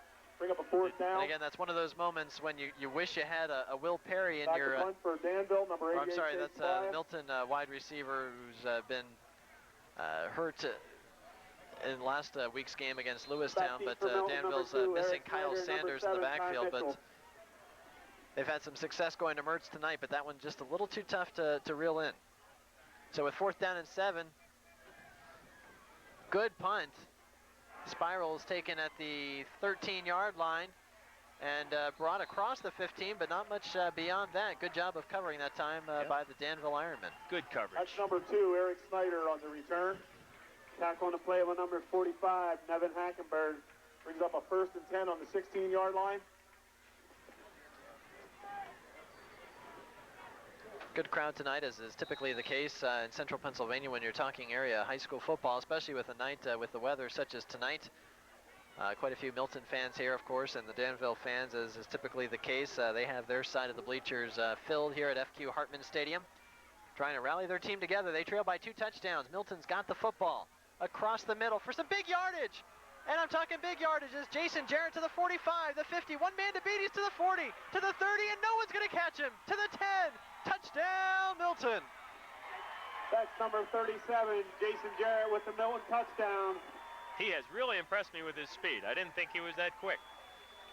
He broke up through the hole there, and nobody was going to catch him. Had only one man to beat after turning the corner, but that time Jason Jarrett turning it on a notch and running. Tell you, Bobby Benyon and Zach Armstrong had nice blocks on the right side there, and Tommy Snyder led up through the hole and put a nice block on the linebacker. Now 27-7, and looking to add the extra point is Austin Kerstetter. And Kerstetter's kick is up, and that one too is good. So 28-7 our score. The Milton Black Panthers have taken over this ball game, and we have somewhat of a silenced hush here at FQ Hartman Stadium as the Danville faithful not happy with what they see right now in the 3rd quarter. We'll be back with more 3rd quarter action in just a moment right here on CCN Sports.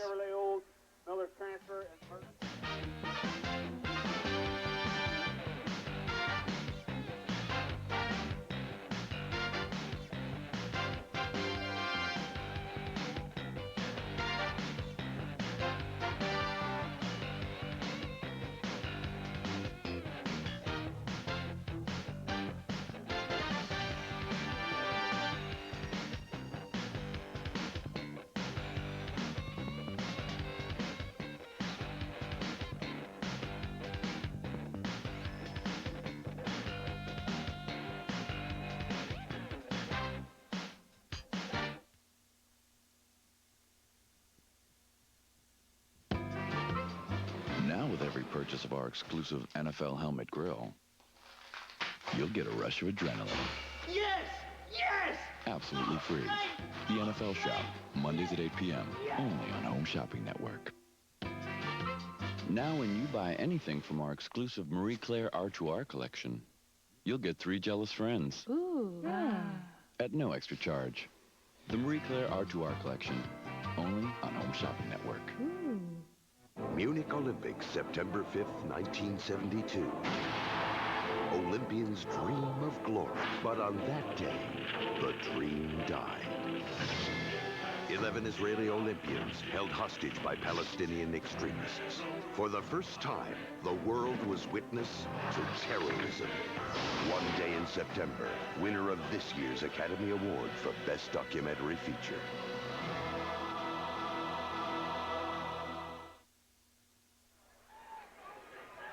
Here's Austin Kerstetter with the kickoff after Milton with a 28-7 lead now after the big touchdown run by Jarrett, and this ball goes out of bounds. So Danville will start things off in good field position. Goes out of bounds. A little tricky tonight for me anyway with this football game because we've got a lot of orange on the field. We've got, of course, Danville in the home orange, both jerseys and pants, and Milton with the white jerseys and orange pants.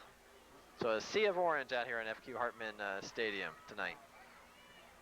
Ball will be spotted at the 35-yard line with the penalty from the kickoff. So we've got 2:49 left to go, and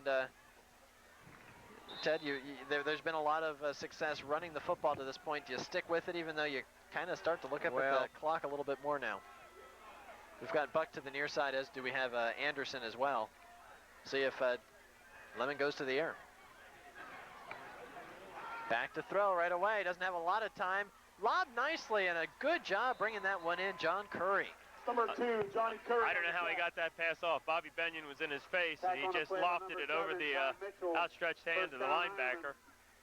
And they definitely were in a pass formation. They had no running backs behind the quarterback, so it looks like Coach Zielinski's going to definitely go to the air here, try to get back in the game. John Curry, a sophomore, 5'10", 155-pound player for the Danville Ironmen. Nice job of reeling that one in. And as you mentioned, nice job by Lemon getting that pass off. Kind of get a little lump in your throat maybe watching that one kind of flutter across the middle, but laid it out nicely. First down and 10. Double slot. From the 48-yard line, in motion is Scott Mertz. Back to throw, Lemon. He's got his man, it's Buck, and one man to beat. Doesn't do it, though. Nice open field tackle that time. Wrapping him up, it's Marlon Smith. And we've seen some good tackles tonight from Smith and some of the other Milton Black Panthers. 1 on the play, bring up a 2nd and 9 for the Ironmen. Yeah, Marlon read that real well. He just came out with the back out in the flat. And he just followed him out there and met him.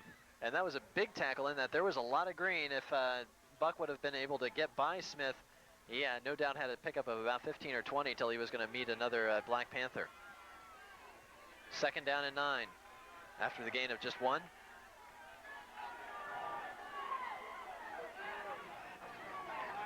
Handoff goes to nowhere.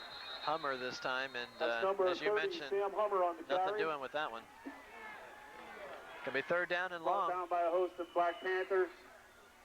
Coming back in, Mertz and Anderson, and we've typically been seeing them both come in as a tandem for these passing situations. Coming back out is Hummer and Highstand. Oh, I'm sorry, Kozer checking out of the ball game. I knew I'd get my orange mixed up tonight. With 1:02 left to go here in the 3rd quarter. 28-7. 3rd down. 9. And 9 to go. Back to throw, Lemon. Getting pressured. Oh, there he goes. Ball's down on the ground. No one sees it, though. It's whistled dead, and... Oh, I don't think the official saw it either. The official never saw the ball. Wow. I was going to say, there wasn't much question that he was still up when the ball came free. But we'll just kind of roll by that. I suppose that would be a break for the Danville Ironmen, obviously, as receiver Milton, number 2. Could have only gotten worse from that point. Ty Mitchell. On the pump for the Ironman, number 88. It's a 4th down and 16. Don't look for a fake here, but it is. Back to throw. Oh, baby. I don't know about that one. Nope. Going nowhere. Brought down by 89, Brady Snyder. Well, they had already run 2 fakes. Once a run that was successful, once a pass that was not successful. And boy, with a 4th down and 16, that's a tough one. I know you kind of feel the clock plodding along here as we're in the closing moments of the 3rd quarter, but that's a tough field position situation to be in, having to You know, try and run a fake in that spot of the field. I think you went to the well once too often there. It's been turned into the press box. If you own it and then can identify it, you so can, first down and collect it 10 in for the press Black box. Panthers on the 31-yard line. 6 seconds left to go in the third quarter. Wishbone formation. Ulrich looks to hand off and say he throws. He's looking. He's got a moment and tries to elude the defense. Does pick up a yard or two, but he is brought down, and that'll be the last play of the third quarter. Brought down by number 58, That time with the tackle, Brett Enright. So as our third quarter has come to a conclusion with our score, the Milton Black Panthers still with that 28-7 lead. We'll see if they hang on to it in the fourth quarter. Don't go away. You're tuned in to CCN Sports.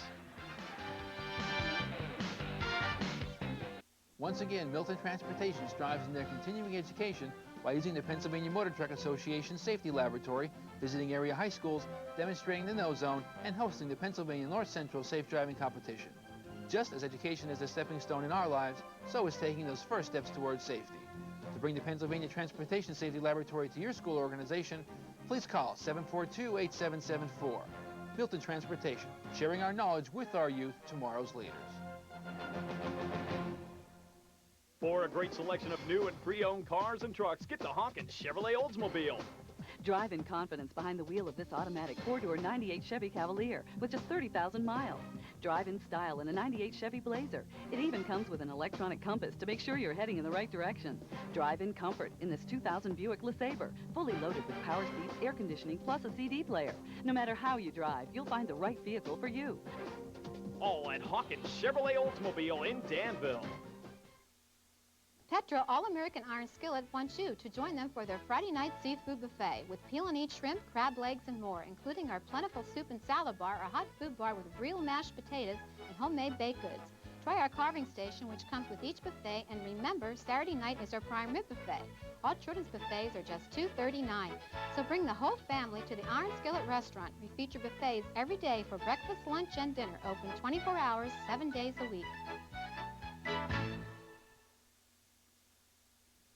Turbottville National Bank, your full-featured source for financial services. We provide complete loan services when you need additional finances, a wide variety of savings plans to meet all your financial goals, the benefits of the Winter 50 checking account, the power of PC and telebanking. Now you can manage your money from home with your personal computer or telephone, plus the convenience of a drive-up ATM and night deposit box. Visit our website at ttnb.com.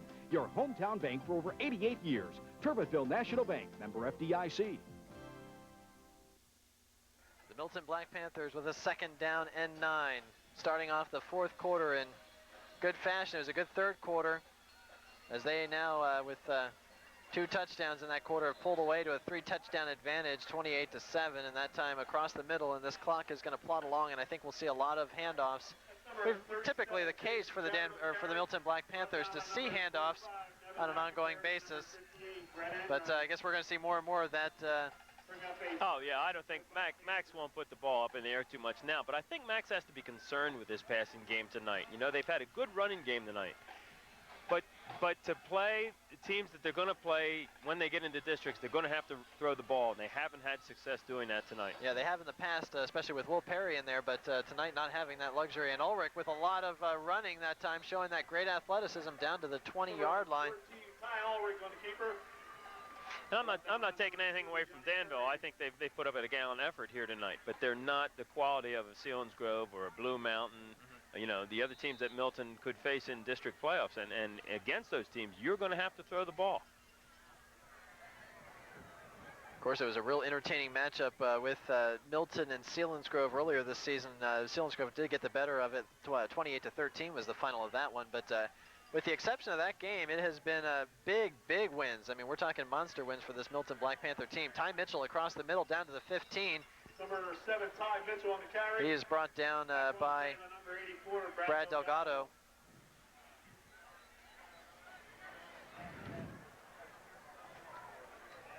.10:39, clock continues to roll here in the fourth quarter. Second down and 4 situation. Snyder in the backfield again, along with Eric Snyder. Also James Highstand. Ulrich, your quarterback. He hands off for Snyder, and it's going to be down to the 2-yard line. Eric Snyder senior running back, able to get down close to the goal line. Close enough to smell it, but not quite get in there. He's sort of a slashy type of runner. You know, he's not Eric. Of course, you look at Eric. He's not the big, strong type of kid like Tommy or the Jarrett boy, but he's got good, quick feet, slashy type. He can make a defender miss him. A lot of different looks out of this running back core, which is 5 or 6 deep for the Milton Black Panthers. They like to use them all, and rightfully so. Ty Ulrich, hands off, and plowing into the end zone. I believe it's Highstand with the carry. And it is indeed another Milton Black Panther touchdown. And Ted, you talked about the likelihood or possibility of seeing Milton kind of run the football and have a lot of success here in the second half, and that's exactly what we've been seeing. Yeah, they went back to what they did earlier in the game, running off tackle. You've got to be able to run the off tackle hole in high school football. If you can't do that, you might as well pack your bags and go home. Well, they've been very successful doing that tonight. So the third touchdown now for Highstand, and trying to make it 35-7. Whoop, think that one it did get in. Thought it was going to be a little bit wide right, but indeed it gets through. So 35-7 our score. Milton Black Panthers in sound control of this CSC Division I matchup. We'll be back with more fourth quarter action right after this.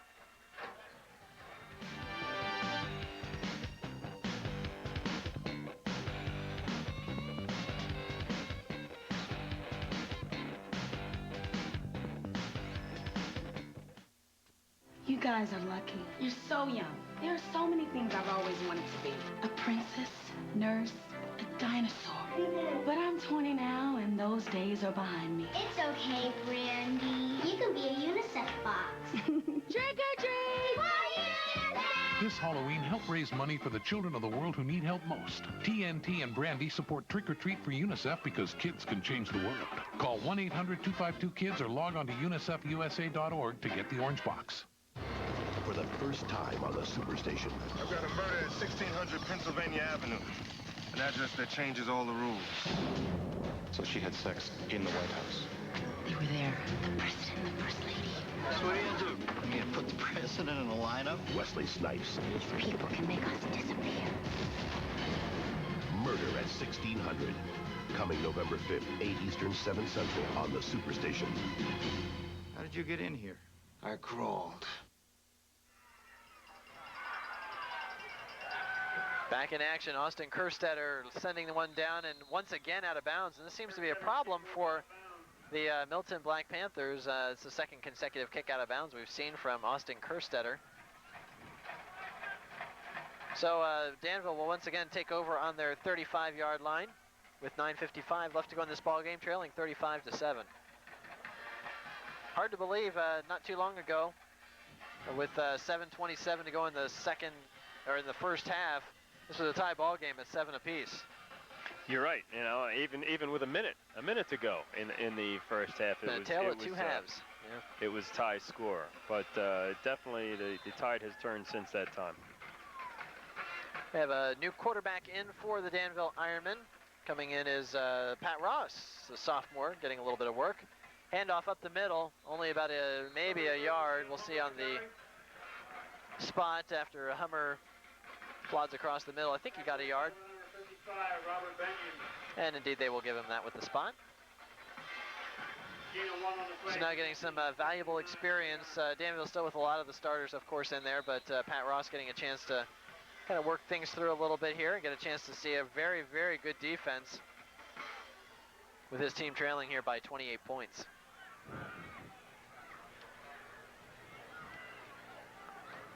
In motion is Wirtz. Buck nearly has it. Ball's on the ground. And he Ball's still on the had ground. it. Buck nearly recovered it. Thought he was going to have it, but we got a pile there. I'm not really sure. I think it's going to be Danville football. I'm not sure how Mertz was able to slip in there, but very timely fumble recovery for Mertz and for the Danville Ironmen. Yeah, you don't want to go backwards. You know, I mean, you might put some young people into play. You know, you want to see them perform properly. We got to get the ball going forward. And granted, you know, time is not going to allow you to get back and win this ball game, but you still want to see some positive things by your young kids. 3rd down and 19 now, 8:39 left to go. Clock continues to tick away here at FQ Hartman Stadium. Ball given to the player in motion, Jason Alexander, and not a whole lot there either. It's going to be a long 4th down. Now, Zach Armstrong didn't go with the counter there. He just followed his back and took around into the backfield and made the tackle a few yards and across the line of scrimmage. A great play by a defensive linebacker. So now 4th down and 25, and into punt once again, Chase Tobias. Junior's had a pretty good workout tonight kicking the football, and Milton will once again have the ball in great field position. Ty Mitchell, 1 of 2 back to receive for Milton, and Mitchell will indeed get the kick at the 43-yard line and trying to turn the corner a little bit backwards, but now he's making some positive ground to the 50, to the 45. He could go. He's to the 30, 25, and 20 is where he is finally wrapped up. Making the touchdown saving tackle was John Curry. But boy, somehow Ty Mitchell, I thought he was making a mistake heading as far back as he did instead of just taking the positive up yardage field, but he had a way of making something out of nothing with that one. Yeah, he's got great vision to go along with quick feet. He makes things happen. Definitely what I guess some would say happy feet. But I'll tell you, that punter, he can punt the ball for Danville. He's an exceptional punter. And again, one of the things we haven't made a lot of mention about, but Milton's got some real solid special teams, and special teams can win ball games, and sometimes setting yourself up, even though this game is already decided, as we see Ulrich hand the ball off up the middle. Looks like another Milton touchdown, and Jarrett indeed does break through and score just like that for the Milton Black Panthers.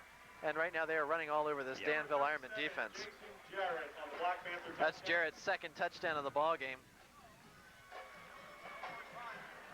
Yeah, you can tell at this point in the game the Danville kids, their heads are down. You know, they're defeated. But they can't give up. You know, the rest of the season, they still have got a chance to have a good season here. They're playing one of the better teams in the league. If not, you know, between them and Selinsgrove and Milton are the 2 of the better teams in the league. And they've got to regroup, finish up their season. They can still end on a positive note. And, you know, this week after Danville really went to the bitter end with a very good team in Montoursville. Right. And, you know, that was a 28-21 ball game. Again, you know, we can talk about the injuries a little bit more, but, you know, either way, you know, this is a team that has been through the trenches with a good ball club, and so I think maybe the defeatism attitude, if it exists, we're assuming it does, just given the body language and the way things are transpiring on the field. I guess that's got to be the most, you know, I guess concerning thing as far as head coach Dave, you know, Zielinski is concerned of, you know, the mindset of his troops. Right. Now he's got he's got some young kids playing. That are filling in for the injured kids. He's got to get back to the basics, make sure they do the basics right, and go from there. So we're going to take a timeout with our score 42-7. Milton Black Panthers, they're leading off. We'll be back with the kickoff in just a moment here on CCN.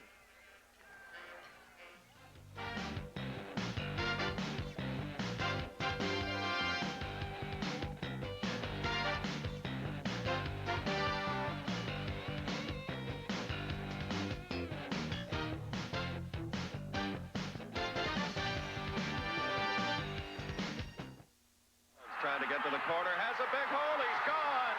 Look out, it's a foot race. Jones with a state championship, bringing it 20, 15, 10, 5. Hello, Gold Meadow, Tyrone. He just went 92 yards for a touchdown. Tune in to PCN's exclusive coverage of PIAA Championship football in December. Live on PCN, Pennsylvania's Championship Network. The most lovable princess. I found her the most startling woman I have ever met. The most glamorous auction. Ladies' bid for you, madam. Made the most incredible story. This dress I definitely was after from the very beginning. We could not resist trying it on. Diane and I are probably one size apart. She's like an 8 and I'm maybe a 10. I found myself with 3 dresses. Princess Diana's Dresses, a Cinemax real-life exclusive. 7:36 left to go in the ball game, and Milton having their way here in the second half against Danville, 42-7 the lead. And this one virtually over, but we're kind of looking to see how Danville responds here. Buck across the 30 to the 35, and a good kickoff return. And this has been the one big bright spot as ball is on the ground, but I believe Buck was definitely down, but up to the 48-yard line. But Buck has really been a good shining player here for Danville tonight. Yeah, he's definitely stepped up, you know, tonight. He's had to come in. It's a tough position for him to fill, you know, with the injury. But he's stepped it up tonight, and he's done a good job, and I think he's got a bright future. Keep in mind, of course, we'll have our CCN Sports Players of the Game announced, both players receiving a CCN Sports cap, and we'll have that announcement coming up as we get into the waning moments of the football game. But right now, 7:15 left to go, and Danville looking to try and do some positive things on offense. From the 48-yard line, pitch goes back to Buck, and Buck able to cross midfield, and a good pickup of about 6 yards or so before he comes down. Looks like we'll have about 2nd down and 4. Just followed his tacklers around left end there, and they able to get good blocks and make good yardage. Again, getting a little bit more experience in at the quarterback position is Pat Ross for the Danville Ironmen. 46-yard line. Coming out, getting a breather for Danville is Hummer. Also slipping out one of the offensive linemen, Matt Gerst, who again plays both ways, so no doubt needs a breather.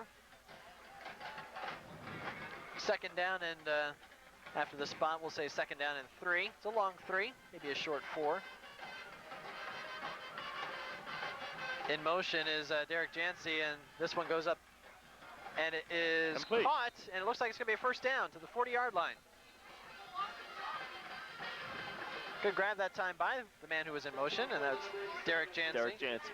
Sophomore. Quite a few sophomores stepping up, and you know, we see a sophomore quarterback now with Pat Ross. You know, Jancy coming in, and of course the great game that we've been talking about from Buck as well. Guess that bodes well for the future of Danville football, perhaps. It certainly does. You've got to count on some of these young kids to step it up now, and they've definitely performed well tonight. And we do have a couple of new faces in on the Danville, or rather the Milton defense, but you got a blend of 1st team and 2nd team players out there right now. It's Buck with the carry across the 40 down to the 38. Pickup of 2. Tackle on a play by number 27, Sean Reese. Yeah, Sean Reese came up real nice from the outside linebacker position, and he was helped out by Philip Herman, who cleaned it up. Clock continues to move with 5:21 left to go here in the ball game from FQ Hartman Stadium in Danville.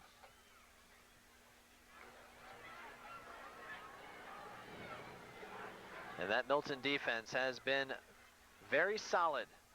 Although Danville has gotten over the 100-yard rushing point, only 2nd team to do that against the Milton defense. Black Panthers have looked pretty good tonight as well.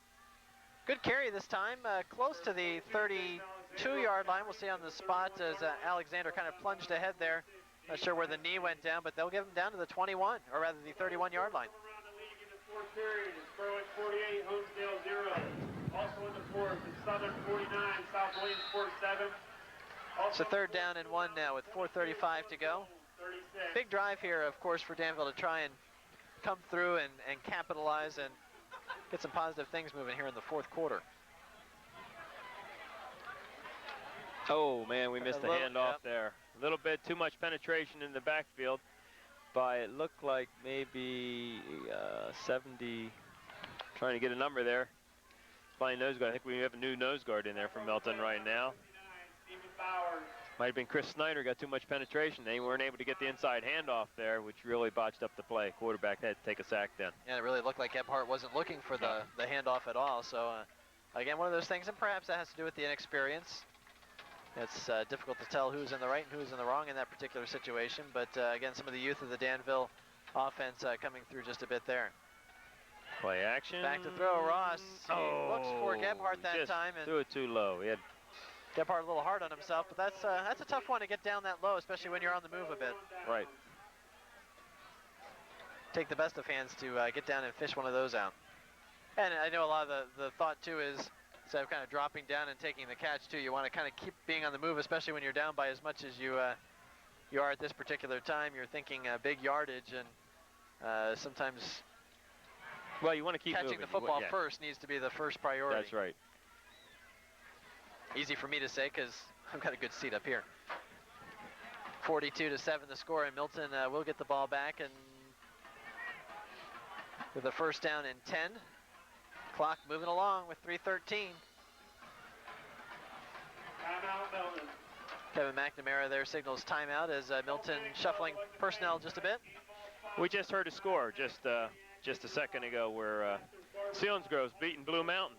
I think it was 33-24, which is a surprise. Yeah, it's you know? one of those games you have highlighted on your schedule. You look at it and you think, well, sometimes we'll see if the proof is in the pudding in a game like that. You know, last year Blue Mountain came up to Selinsgrove and really put the hammer to the Seals, but it's this year it seems like it's the other shoes on the other foot, and Selinsgrove's maybe putting it to Blue Mountain, and that bodes well for our league. You know that Milton can play with Selinsgrove, so that says that Milton has to be one of the better teams in the state. You know, and I'm sure they're going to meet up with the Seals again before the season's over. Yeah, always interesting to see how sometimes these, and now a whole change of personnel after the timeout coming in for the Milton Black Panthers. Wholesale substitutions. I won't read them off to you. We'll let the pitchers do the work for us here. I'll take the rest of the night off, but you know, when we look at the football, you know, we mentioned earlier about how sometimes teams go through cycles. You know, Danville had a period of time in which they were really one of the elite teams and seen as a playoff team year in and year out, and Milton with some struggling years, but now they're putting it together, and Selinsgrove not always what they're turning into a powerhouse now after a big season last year, and now really dominating this season as well. Wasn't always the case there in Selinsgrove, so you know, Lewisburg's had some big teams in the past, and now they're kind of retooling under Ira Keeperman, and you know, just these things, sometimes you just have to wait for the cycles to break through and you know, wait for your team to get back up there. That's right. Periodically, you will have a class come through that is weak. You know, that you might not have a handful of athletes that you can get out of it. But what you want to stay away from is two classes back to back, you know, that are weak. And Milton right now is on a good cycle. You know, Danville, looks like, you know, they have some good athletes here. Like you said, Selinsgrove's on a good cycle. You know, I know a little bit more about the Milton program. I think you can look for that to even get better. You know, they have a new facility that's being built there now. It's a school, and they're going to have a new weight room.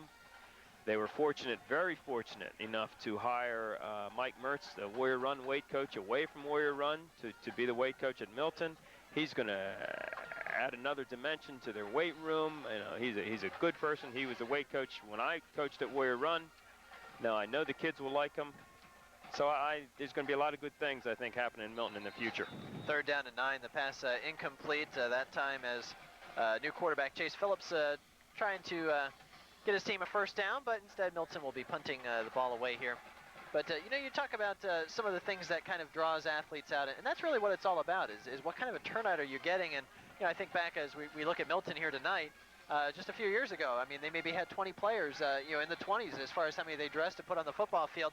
But, you know, turnout's really gone high, and this is probably, you know, one of the highest, you know, groups of players they've had dressed at any one time, and, you know, hence the success. Well, you know, I think winning breeds, success breeds participation, I guess you want to say, you know. And I think Max is he, first of all, he loves the kids, you know, and he's a kids type of person. He deals well with kids, and the kids know that. And you're going to get with the winning program, you're going to get more people that are going to sign up to play football. You're going to get more kids in the weight room. You know, like I said, Mike Mertz will help tremendously in that respect there. That he'll get kids into the weight room, and I think you're looking for a bright future there. And Mifflinburg, an example of a school in which you know, a lot of great athletes there, but just none of them would turn out for football, and that's a program which is trying to rebuild as well. And I think given time, I think that the coach over there, new coach there, he will turn that around. Clock has been rolling. As anytime you have a 35-point margin, you run with a rolling clock, and that's what we've had here since the score went 42-7. Back to throw, completion across the middle to Gebhardt, and so with 36 seconds left to go, let's go ahead and talk a little bit about our CCN Sports Players of the game tonight, Ted. And you and I have been really impressed with some of the running here from, you know, just a sophomore here for the Danville Ironmen. And we've been impressed with the way he stepped up kind of under unusual circumstances. Definitely. You know, Chris Buck is a sophomore, you know, 5'7", 155-pounder, you know, has stepped in, tried to build fill big shoes, Kyle Sanders' shoes, and they're hard to fill. You know, the kid that rushed for over 700 yards this year, but he has done a very good job. He's I would say, probably our offensive player of the game. If they get this playoff, this will be the last play of the game, and time has expired, so this is the way things are going to end. Danville perhaps just content to let the clock roll out at that point. 42-7 our score, so Chris Buck, again, our CCN Sports Player of the Game for Danville. However, on the Milton side of the ball, we've had a lot of guys to be impressed about. You know, we've had 3 touchdowns from Jim Highstand. Jarrett's also run the ball extremely well. Yeah, you know, either one of those 2 guys could be the players of the game. You know, I've impressed with both of them. The Highstand, of course, is very quick. Jarrett's a very tough runner and shows some good quickness too. Toss up. I think we'll go ahead and we'll go with Jarrett. I think so, we talked a few moments ago, and that's what we're going to go with. Again, you could go quite a few ways, and of course, we've got to mention both lines doing a very good job, and you know, without that big Milton offensive line moving things around, and you know, the blocking of Tom Snyder, all that running from Jarrett and Highstand wouldn't happen. That's right. So really, a team full of hats is what's needed for the Milton Black Panthers, as is typically the case. But our players of the game, Chris Buck and also Jarrett for the Milton Black Panthers. Thanks so much for joining us on CCN Sports tonight. Again, a special thanks to our camera personnel, Colleen Ernst and Deb Bortel, bringing the action tonight. Also, the director of tonight's game, Nathan Baylor. And our final score, the Milton Black Panthers, they roll now to 6-1 on the season. And they have a 42-7 win over the Danville Ironmen, who dropped down to 4-3. Ted McFerrin, thank you so much for joining us tonight. It's been a pleasure having you in the booth, and we look forward to seeing you again here on CCN Sports. Well, I appreciate the opportunity to work with you, and hopefully we'll see you again. So for Ted, I'm Don Castelline, thanking you so much for joining us here tonight on CCN Sports.